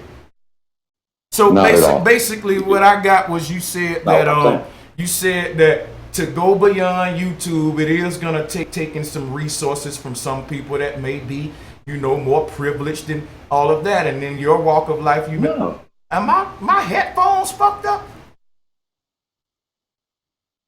No, you might just be catching me cutting in because I'm just trying to stop you because you're again skewing my words in a different direction. What? And I just want to sort of save you. You know what I'm gonna do after we're done with this? I'm gonna meticulously go through this video and make sure that's not what I'm doing. If I'm and I'm gonna make a deal with you. If you right and I'm wrong, then I apologize. But if I'm right and you wrong, I'm gonna upload on my big channel where you messed up here, and I'm gonna show them that my ears went fucked up because I'm already think I'm losing my mind. I'm gonna put you on the spot now if you're wrong. Go ahead, AM1. No, this is the point. I keep saying it overall. As I myself, within the words of music, I don't make music myself. I provide opportunities for entertainment by way of, like, this is the thing. I shoot video, I edit video, I'm an animator, I'm a graphic designer, I'm an event producer. This is what I do by trade and for my own brand. What I'm saying is this. My ultimate goal is to use my talents and abilities to create a counter mainstream media. That's my ultimate goal. And I'm using that by way of fashion streetwear, providing events and venues, spaces for people to get their art and their talent and their skills out. And then I'm also building essentially my all street looks brand clothing, and a media content system where I can go out and shoot different events, interview different folks, and provide people a platform that can be something like a beginning to a start of a counter mainstream media. And in doing that, I'm going out and having to network with different venue owners and the owners of certain businesses, and then even the owners of the building themselves. That's why I keep going into the realms of even mentioning the idea of money and resources. I'm not saying that's my goal. All I'm saying is if I want to go set up an event at a venue space that I don't own, I'm going to have to go network with these people. By that default, they have a resource that I don't have. That's all I'm saying. So if you go back and pick through this, you're definitely will be making that apology video. No, I won't. And I think what's going on right now is I actually just said exactly what you were saying, but you just, for some reason, AM1, and shout out to you, my brother, it's like you just want to be like, no, that ain't what I'm saying, even though I just said that, what you saying. Even the people in the chat, when you was talking, it was like, damn, that's what you said. That you may have to think about it. Just because you using the word resources from people who may be privy to those resources, in my mind, wherever your resources coming from, I know people who resources come from a corporation, the corporation rich. I'm simplifying this shit. You saying that in your line of work, you're privy to certain resources and that you will utilize those resources. All I'm saying is these resources come from the rich. Ain't nothing wrong with that. I'm trying to simplify it by saying that if you were to take off in what you're doing right now, if you were to just become a millionaire tomorrow, where would those millions come from? A poor person can't make you a millionaire. So in your hustle, in your line of work, if you end up being a millionaire tomorrow, that $1 million gonna come from a rich person. That's all I'm saying. A poor person ain't gonna be able to pay you $1 million. So the point that I'm making with all this, to simplify it, is I want to see that. I want to see the poor people with resources is changing them with each other. But the reason the poor people can't rise to the level of the rich, because we're fucking consumers and employees. And we don't understand that the rich get rich because you had you may have had, think for example, I'm going to give you a situation. You got poor motherfuckers from different hoods that was beefing with each other but integrated and got past beefing with each other to start empires. And these conscious That's what communities, I'm trying to do. That's what I'm but trying to do. see, in these conscious community, it ain't like that. In these conscious community, it's hold up, man. We can't integrate with nobody else first till I get mine right. And ain't nothing wrong with that. You got to do what work for you. But if you talk I'm not about, saying that. I know you're not. Thanks for clarifying. That's why I said in these conscious communities. So what I'm saying here is we got to start thinking for the whole. But what is the whole to you? Because I'm gonna tell you right now, you're more integrated than I am, AM1. You know, and we can, you know what I'm saying? And that's all I'm saying. I talk to brothers who got mixed parents like yourself, and they don't even like their white side because they trying to fit in with the arguments and arguing brownie points of the RBG community, and that's disgusting to me. And that's one of the reasons we divided and conquered. Think about it. You got mixed people on YouTube saying, fuck the white man. I don't even like my white side, right?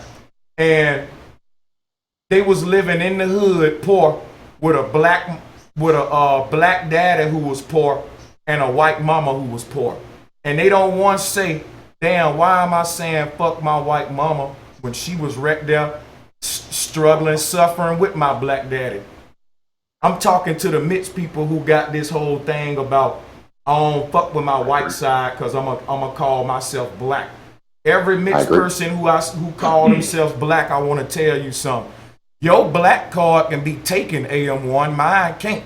And I hate to say this to you, but I want you to hear some shit right now. Wait, let me stop you. Not to cut you off. I'm not mixed, bro. I'm not. My mom and my dad are both black, or like darker than you. Oh, okay. Oh, that was subtle. That's subtle. That's subtle. My bad. Yeah, I never even said that. So again, this is a perfect example of you going on different premises that you haven't even verified or confirmed. Brother, that's why I got you here to confirm them. You ain't got to do that. If I said that you was mixed and you're here to sit, that's why I got you on the show, because if I want you to correct me, that's why I ain't finna argue back with you. I'm going to say thank you for correcting me. Thank you, brother, for correcting me. I want you here to do that. Thank you. Don't try to make me like I'm being a boogeyman. I'm just trying to keep it real. Now, Subtle's mixed, and we know he got he would consider himself probably more pro-black than me. Now, check this out. Only thing I'm saying is you got to look at that situation of a black guy, white woman coming up in the struggle in the ghetto, have a mixed son, and the mixed son say, well, the white race this, the white race that. When you see what the white race did, your white mama was raised, was right there with your dad is struggling on the front line. So then it becomes a thing of rich versus poor, because evidently it was never black versus white. If you got mixed children coming out of black-white households and the mixed parents in the same conditions, this makes it a class thing. If you got white and black people on all classes going through the same shit in certain scenarios, and rich white and black people who got ICE, Bentleys, Tesla cars, you got black and white people got that too. Just like you got black, I know white boys who done most suffering I in my life that never compare to these white boys suffering. I know some poor ass trailer park trashes out there. No offense. I'm just saying. So when I looked up and said, damn, it's literally that simple. I don't see how it's more complex than that. Because when we say divide and conquer, then the reaction to divide and conquer would be to unite and prosper.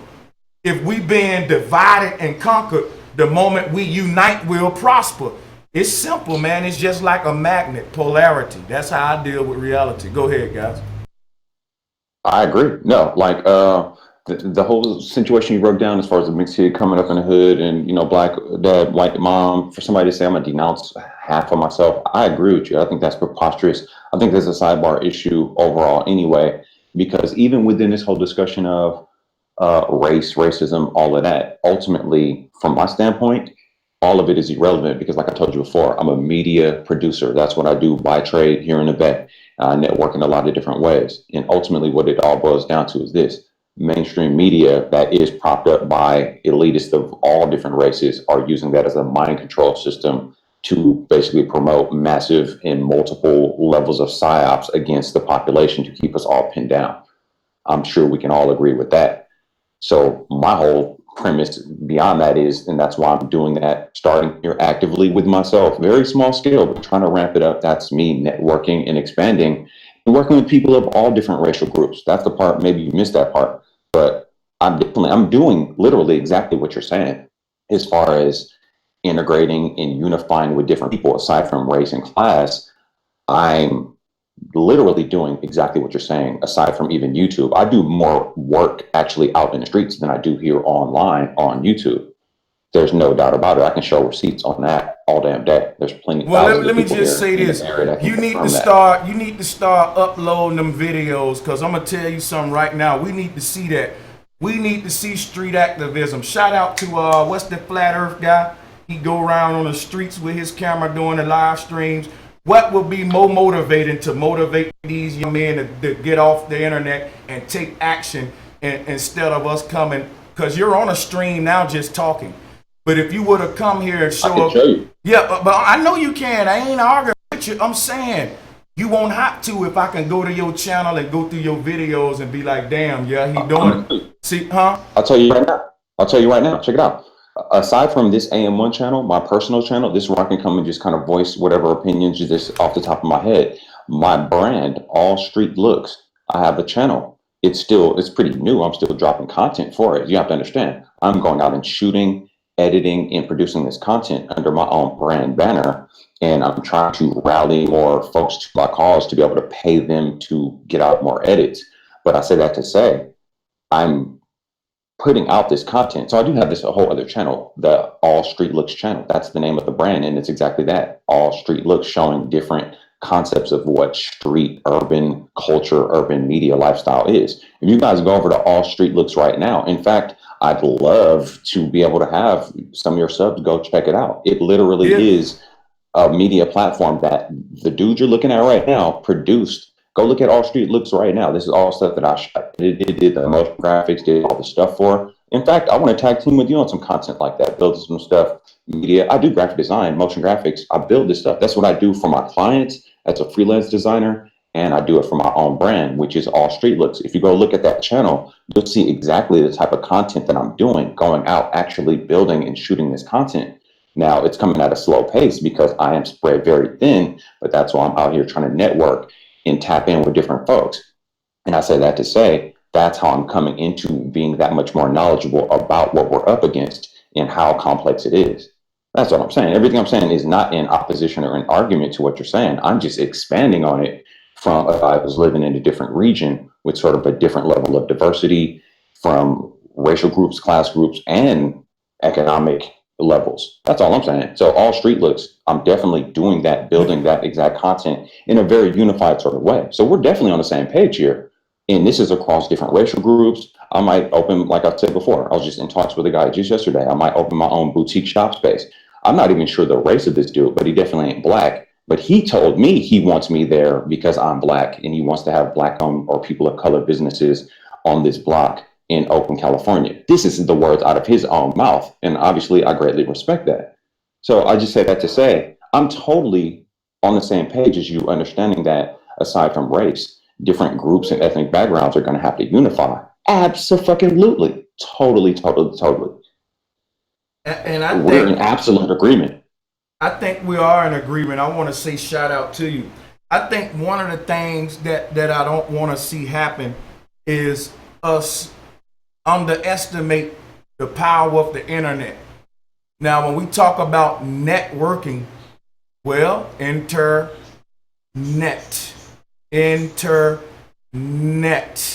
I've accomplished more on this internet than I've done in the streets. And in fact, the people who making accomplishments in the streets end up coming to my platform to share that stuff to make it more popular. So I see how they all can work together. And that's my message to the community. learn how they all what the guy. Guess what? We got to start blending them together to where these big channels and the guys that's on the street, you go up to these big channels, integrate with them, and let them share some of the work you're doing in the street.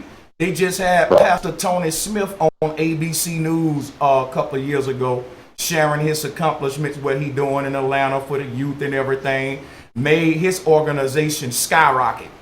That one little news article made his organization skyrocket. So if you're doing stuff on the ground in these streets, come to these big channels, email me, let me advertise it. Let me be the first to promote that. So, because guess what? My people going to get behind your ass when they see you out there taking action. I'm telling you. And that's all. And it, because guess what? For think about what happens, right? This is how the streets and the internet need to marry each other. To go out there and have your boots on the ground like AM1 doing, and it sounds like he's a very busy brother in these streets.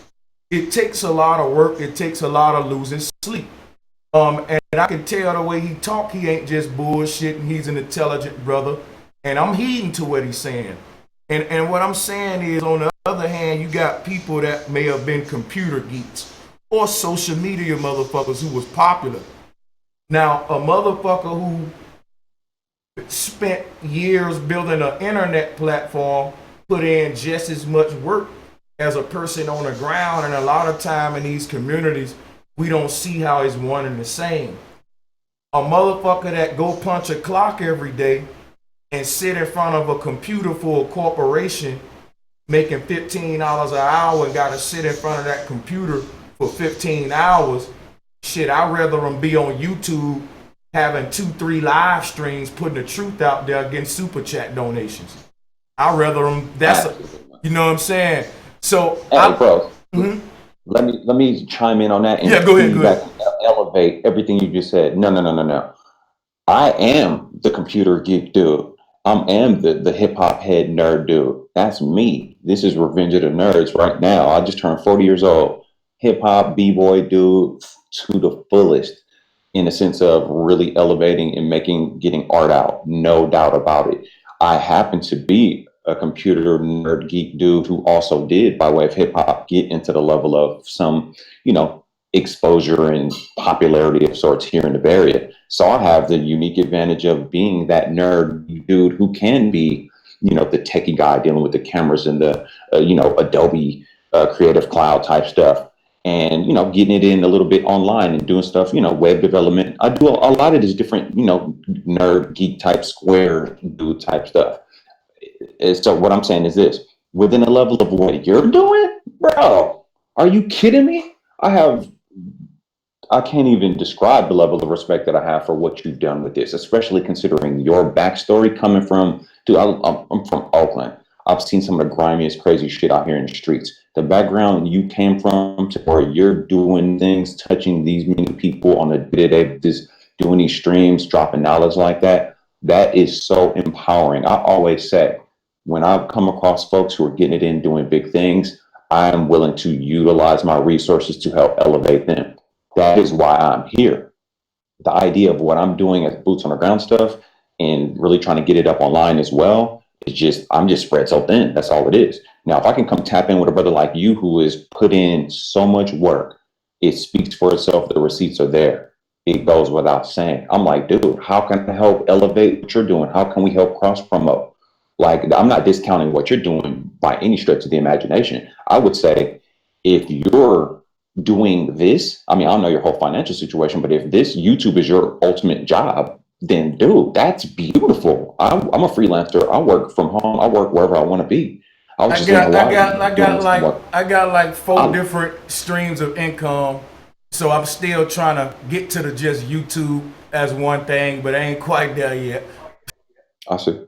No, but whatever it is, just kind of, alluding to what you were saying, as far as I'd much see you doing videos, getting super chats and doing live streams than you sitting making $15 an hour. What you're doing right now is way more universally impactful than that.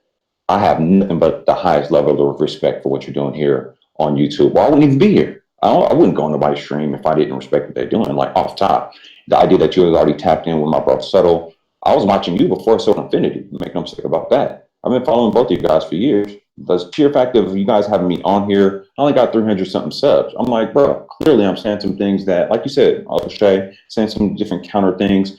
O'Shea tapped in with me. You know, I'm the little guy here on YouTube. I do a lot of shit here in the Bay Area, but on YouTube, I'm a nobody. But I got heavy hitter cats rocking with me. That's big. You know, that's a huge honor for me. I stay super humble about But this see, shit. and because AM1, I ain't gonna lie, I can't speak for everybody else, but I ain't gonna lie, I righteously fucks with you, bro. I ain't got no beef or no hate from you. I wanna do what I can to help you grow. You got a lot of videos that I've shared because the messages in them, it's the shit I be trying to say. But when I said I be fucking hype, crunk, and all loud, and I saw a couple of your videos speaking. They very fucking they flow good. People go subscribe to AM1. No talk. I can't hate on the brother. His what's the fucking word again? Interpersonal skills. He's a professional at what he do. That's why I'm gonna keep having him on. See, if brothers like me, O'Shea, and Subtle keep fucking with you, you gonna get the growth. Your channel's gonna grow. It ain't that we better than you. It's that we probably started before you, or you probably just ain't get the right push or exposure shit. Cause I'm telling you right now, if you go check your channel now, you'll see is people coming over there from over here. But that don't happen for everybody. AM1, I have people up here and I share the hell out they link and they get like 1 or 2 subs because it's you. It's you who getting the subs. It's showing the people how bright you is, and I know they gonna go click the button. So that's what I'm saying. Like when we debate and we clash, it's fun to me, but I don't take it serious. Man, I love y'all cats, man. It's just I got to fuck with y'all, pick at you with them arguments. And not that I'm trying to be on some Jesse Lee Peterson type shit, because he really be trying to provoke motherfuckers. But I really feel the way what I'm saying. I know he from Bama, I'm from Bama. We got kind of the same viewpoints as far as slavery and all of that shit. But I don't want y'all to think that's coon talk. Like, that's so normal, like, in my part of the Southeast. That's why I want to talk to you more, because that had to be a cutoff somewhere. A lot of people in the South where the slavery just ended at got different viewpoints than like West Coasters and even some cats up north where we know they was a little bit free before us. But I have to think about Oakland just had riots. You had Watts riots, all of them riots. That y'all be saying that racial injustices modern day, meaning more today. See, a motherfucker living in Alabama right now don't see hardly no racism. It's so integrated and diverse in Bama now.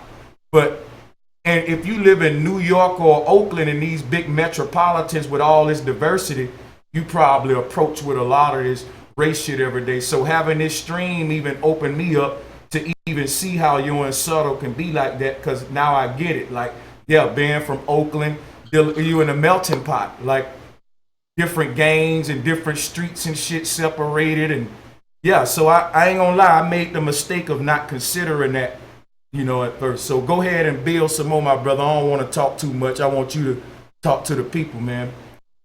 Everything you just said is supreme gems. Like the idea of us being able to link on this level, cats doing things, not even only just the difference of what could be considered a boots on the ground level versus this vast network that you've created here on YouTube. Those things need to merge and unite. And like I said, the resources I have, and kind of back to the whole thing of the idea of me networking and dealing with different people who have aggregated resources in different ways. I have a whole lot of resources that I've built just by sheer virtue of trying to wear so many different hats, because I wasn't able to build a team and build a following, because my thought process is very different than a lot of people out here in Oakland. You've heard me say it on a lot of streams.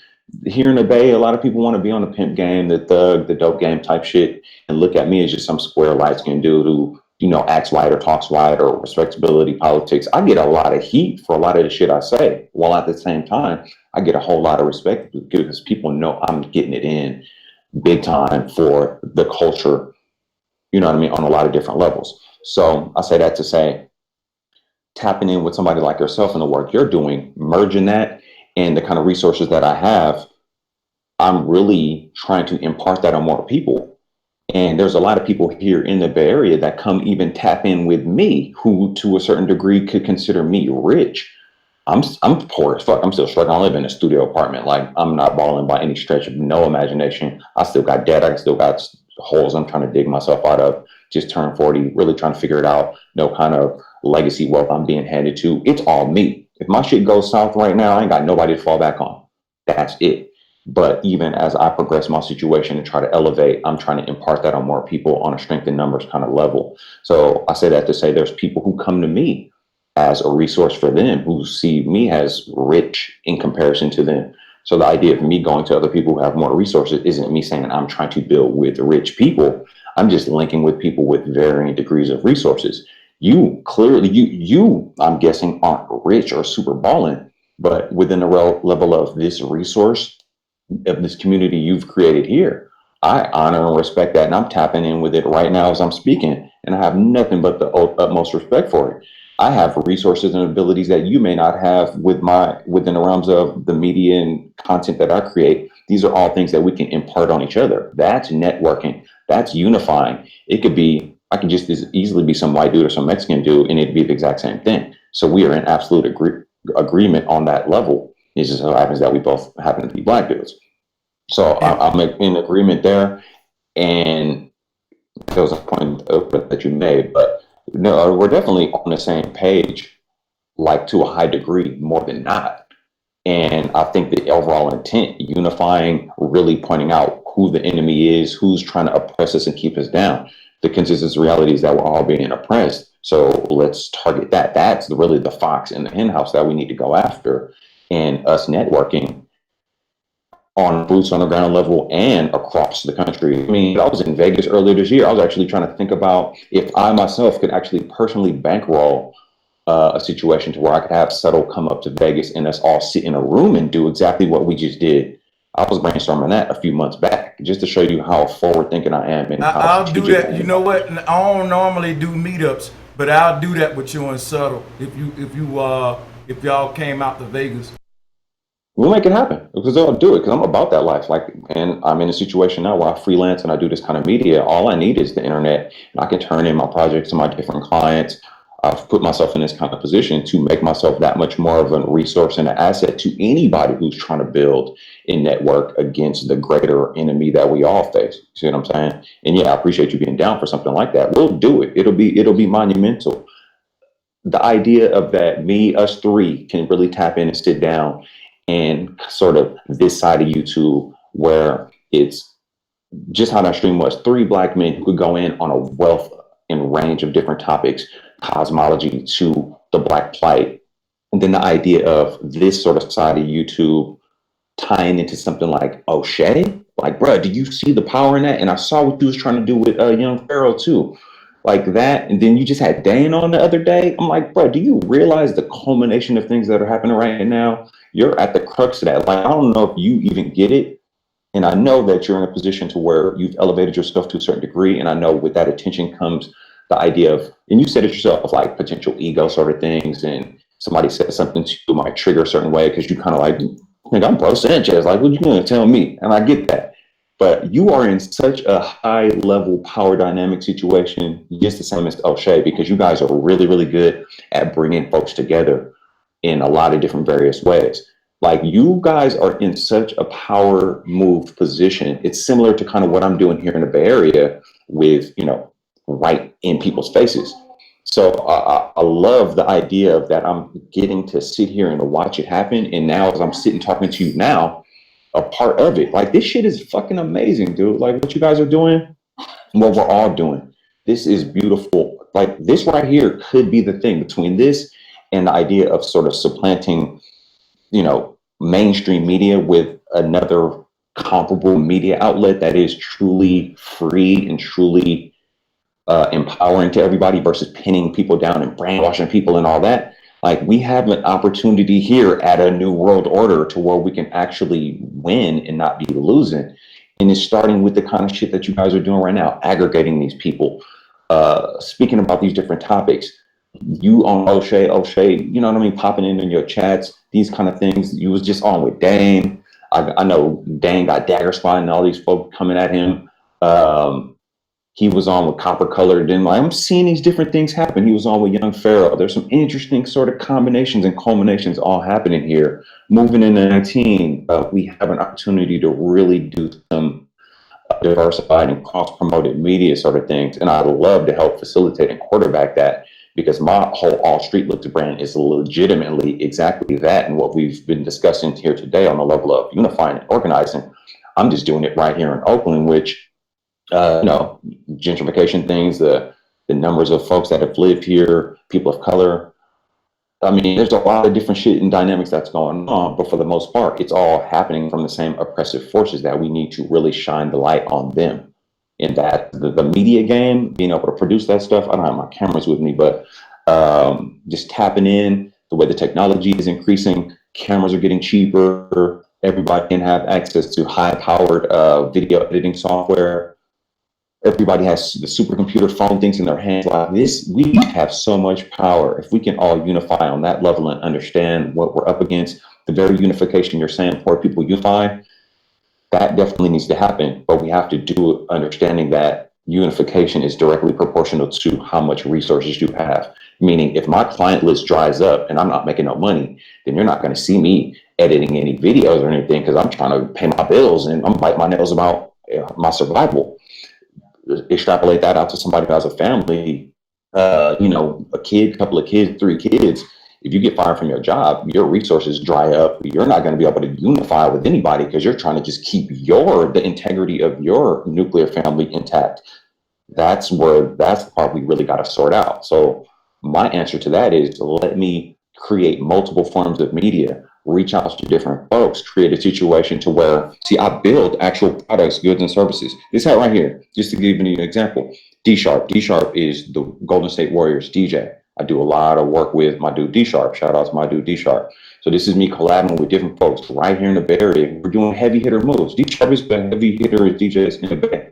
He DJ'd one of the All-Star games. Not that I'm so big on NBA, but I legit know good dudes like D-Sharp, and met his family, met his kids, have played with them, kicked it with them. These are real people, good dudes doing cool shit, who are living off of and benefiting from stuff like getting their art out, DJing with the Warriors. I feel a certain kind of way about the whole, athletic sports sort of thing, but it is help facilitating certain people's lives. Go ahead. I want to have. No, I'm cutting you off. I'm gonna pass it back, but I do want to have a future bill with you on that, because a lot of people think I'm against like going and selling and getting into these industries and getting your money, man, and going out here. But it's the end goal, and that's what me, you, and Sutter are gonna be talking about some more, the end game, because I think our success is supposed to take us off the grid. That's another argument I want to talk about with you. But you can take it back over, man. I think you're making some good points. I don't want to cut you off. No, totally. And I see where you're going with that. And I agree as well. And I've talked to Sato about this for a while, for years now, the whole idea of kind of, let's say we get on some kind of even playing field where we're not being oppressed, then that's why I resolve all these things back down to the idea of resources. When it all comes down to it, it's a matter of, there was a dude who would always be in your panels that went and buy food, clothing, and shelter. It all boils back down to that. Money is just an analog for resources, products, goods, and services, essential things that a human being needs to survive, survival elements, those kind of things. And how readily available those things are, how we collectively aggregate those things, or how we hoard those things on a service to self level. Those kind of dynamics is what we really have to address. The idea of getting into industry and building these sort of things like this was manufactured probably in China, Taiwan, or something. I get something like this and create intellectual pretty ideas, but in the most part, people are going to be buying clothing. I'm not arm twisting anybody into buying a clothing item or coming and supporting an event that's based on art and music and culture. If I can create a business out of that and play the economic money game, because I was born into that system, apparently I got to work through it, because I got to figure out how to separate myself from it, but also how to aggregate enough resources to be able to separate myself from it. So that's kind of my thought process. So at least let me do it in a way that's based on something like, let me just give you art or fashion, which is a form of art, fashioning items from nature and resources into a hat. The cotton that was used to build this hat. Let me give you this symbol on it that represents a good dude doing something big, or let me show you this brand that represents bigger, larger ideas of bringing folks together. My all brand, all street looks. That's all by design. It really is saying let's unify and let's come into our true power and purpose and really try to be. I use the analogy, if we're all operating as cells in a holistic organism, we want the whole organism to function and live on and thrive and survive and live well. When different groups and cells, pockets of cells start figuring, no, we want to hoard resources and nutrients, well, then that's how helping little micro cancers, to continue with that analogy. But the idea of using industry and money, I know Subtle kind of, I've talked to him about that and he kind of shied away from the idea of that. But then to a certain degree, if certain people are willing to use resources and aggregate resources and wealth, the analog of the resources, they do have certain advantages over you. And if they're not willing to share those resources with you, that creates a slippery slope within the realms of unification. But that's kind of going back to that other discussion. But the idea of building these kind of things, if somebody says, oh, I want to buy one of those hats, cool. You just help me be able to further do more of what I'm trying to do and get this message out. It becomes a symbol game. It's a sigil game. It's magic. It's magnetic. It's magnetizing. It's getting that energy out. So I'm balance that inner outer balance. Like I'm trying to put positive vibes out into the universe, and it is coming back on me in a 10 to 100 fold type level. The more I do it, the more I see the feedback loop. And I'm just having a blast with this sort of stuff. Being on here talking with you right now on a one-on-one, 70,000 plus subs. You've been at it this long. I'm like, bruh, this is fucking amazing. Talking to my dude Subtle, he was literally at my crib a few weeks ago. That's crazy, man. Working with O'Shea. O'Shea been in Oakland, he used to live out here. These kind of things are just so interesting. I just had an event on Sunday, hundreds of people in there. Music showcase, fashion show, DJs, bringing people together. Everybody has fun, dancing, music, real culture shit. This is beautiful, beautiful work. A few days later, I'm on here with you. Last week, I was in Hawaii, soaking up that energy, the monitor vibes of that in stream in the mountains, like building with the homies out there. Like, bruh, this shit is beautiful. I just want more of this. I want it for everybody. I want more people to be able to experience that level of freedom. And we're gonna have to really dig in, pull the curtain back on exactly what we're up against and how dark it is. And it's gonna lead down some dark roads.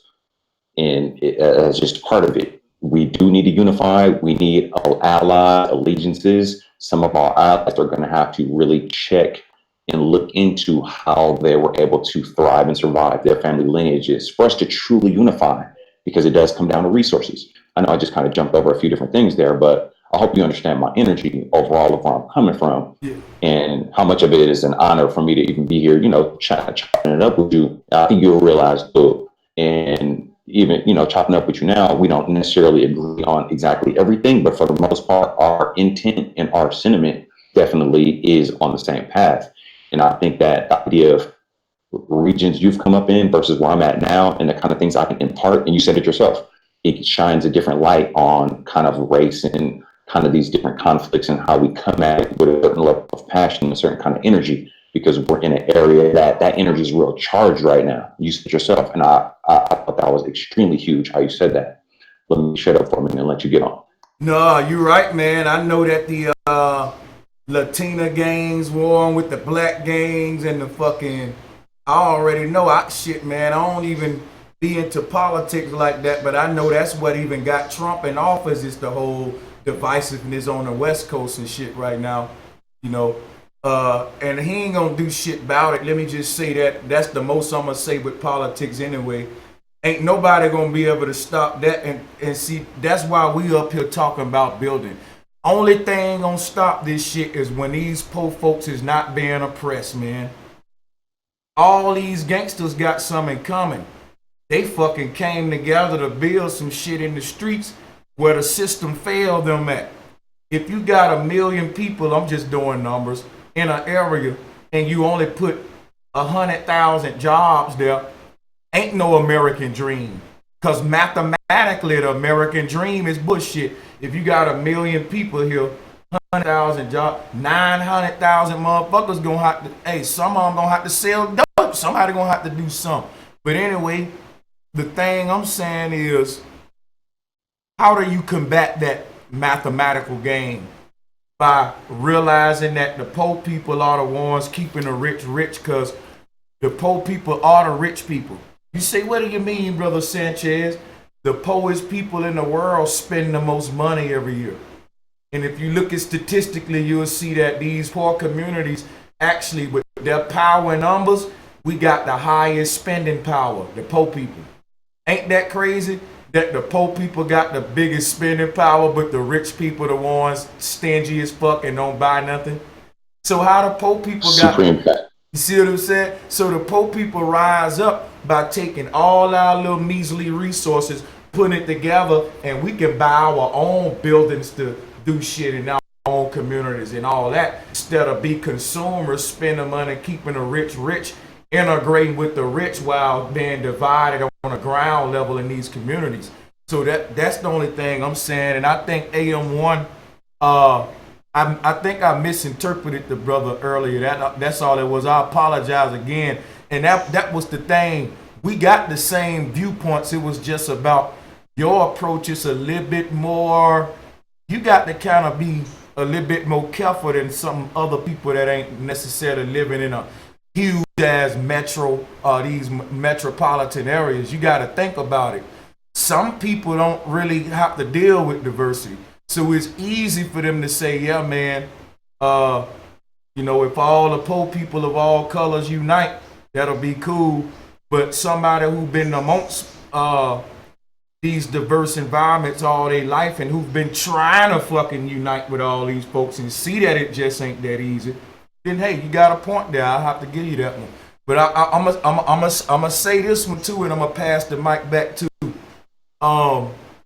Contrary to popular belief, I think that the poorest and most downtrodden, fucked up people are the most unified. If you don't believe me, go to your tent city in your neighborhood. In Las Vegas, if you go to our tent city, you got this huge community of homeless people. They all colors. And I used to work out there with them. I used to do security. These are the most sharing, caring, nicest motherfuckers, united motherfuckers that I know. And not all of them, but when I was out there, what I mean, homeless folks, they offer you, they like, hungry man, you want that? I'll be like, damn, you the one homeless. I'm good, bro. Like, they very sharing, and the homeless folks realize when they fall on their last leg that it ain't about races. Because even the Trumps got a poor brother. Yeah, Donald Trump, they got a poor ass brother who working for measly pennies. They cut him out of the family because he wasn't producing right. So color don't matter to these motherfuckers. They'll cut their own blood out if you ain't making green. So rich people don't care about color like that. That's just my argument, and I want poor people to stop caring about color like that. I think the only reason poor people gonna start even be able to compete with the rich is when we focus less on color and more on these fucked up conditions we in, because then you'll put your damn differences to the side. Just like in Alabama, right? You got integrated communities with blacks, white, Hispanics all living in them. They don't talk to each other. They neighbors with the Hispanic man, the white lady stay across the street. They don't talk to each other. But in Alabama, we get a lot of tornadoes. Guess what? When a tornado come through and tear everybody's shit up, that's when you meet your neighbor. That's when y'all start talking. That's when, we got to pick up and we got to come together. It shouldn't be when disaster happen that poor people of all colors come together. Because disaster happening every day. They poisoning us, but we too comfortable. That's why we won't integrate. That's why I don't think. So I'm going to say this, y'all. This is a statement that I wrote. I invented it. I hope nobody try to take credit for it. Y'all know I'm a published poet, and y'all know I coin quotes. This is a quote I want to use for this stream. If we don't work together by choice, we're going to continue to be ruled over by force. Sleep on that tonight. If we don't work together by choice, if people of all colors don't work together by choice, then those people going to be ruled over by force. And that's what's going on. You know, that's really the only solution. But listen, guys, I gotta close this show and hop on another show right away with Dolo the Palette, man, on Bro Sanchez TV. This was so powerful, man. I want to keep building with y'all as. And then we got 2 more other brothers hopped on the panel. I definitely wanted to hear from them. Shout out to my Aboriginal brothers, man. I sent y'all a link, but I didn't get around to letting y'all speak. I apologize to the people on the panel that I gotta close it up. Oh, It's all good, brother. Flat plane, man. Flap out. Flat power. But what this gonna do, this gonna make me go live over here again either Friday this weekend so we can open it back up so we all can build. So don't worry. But I'm gonna get on up out of here and go on over here on Bro Sanchez TV and hop on this stream with Dolo. All right, bro. I'll smash out. Like I said before, I super duper appreciate getting on the stream. It's kind of dope that even obviously with you and Settle, and then just us being able to build on a one-on-one as well. Again, I super appreciate you. I know you got to go, but I can't thank you enough. Super dope build, brother. Oh man, I thank you. And I definitely gonna have a bunch of more builds with you and a lot of more brothers, man, from the Negro Manosphere community as well. Again, shout out to O'Shea for bringing people together. Shout out to the brother Subtle Affinity, AM1, because we touched on some topics today that's hard to contain, and I think we did a damn good job. Man, Subtle, you know, me and him gonna flare up at some point, but it was real control. You know how me and Subtle been doing this shit for over a year now, and we don't always agree, but that's the one brother that I can actually build with, argue with, and still fuck with. That's why I said, you know, y'all my brothers, man. Y'all, we got the same energy. So shout out to AM1 and make sure y'all subscribe and y'all go and meet me on Bro Sanchez TV. I'm about to go over there now. And look forward to more shows with me and AM1 and him gonna be, brother, you gotta come teach the folks about your line of work and filming and stuff and giving them some, all of that. Absolutely. Oh, Absolutely, yeah. we'll do. Oh yeah, man. Y'all be safe, brothers. I'm gonna see y'all in a few. All right, peace, brothers. All right. To the guys in the chat room, I'm sorry, guys, that I didn't call out the super chat donations. It was a powerful show. Every minute was utilized. As you can see, we've been streaming nonstop, talking for 3 hours. I got to run right over, do another show. Shout out to Dolo the Palette, man. Let me give a big shout out to Teardrop Hall. Last video on Sir Drop was awesome. I love when you talk about the mind, states of mind and imagination. You on point with that info. Shout out to Teardrop. Shout out to Not the First, Not the Last of Mother Earth Militia 2.0. Thank you for the super chat donation. Shout out to OA Enigma Ugly Truth Ambassador. Peace to Subtle and AM. You already know, Sanchez. Big shout out to the brother AM1. He sent in a super chat donation and said, amazing build. Big respect to my brother Sanchez and Subtle. Like I said, you can expect more of Subtle, but also more of AM1. Y'all might as well go and welcome him into this community. Go and sub to him. Because these brothers I'm uniting with, and I think that they are real ones. I think they genuine, man. I don't think nothing fishy about them or none of that. That's why I reached out to the brother. And shout out to Flatter Chord Music. Look forward to this. Much respect for this panel. We got more coming, Flatter Chord. Shout out to A Heavenly and One World, One Hood, always holding it down for me. Appreciate you. Shout out Sage Queen as well, always holding it down for me. My brother, Back to Your Roots Herbs, I see you. All of my moderators out there, man, shout out to all of y'all. I know I'm missing people, but I gotta go. I'll see y'all on Bro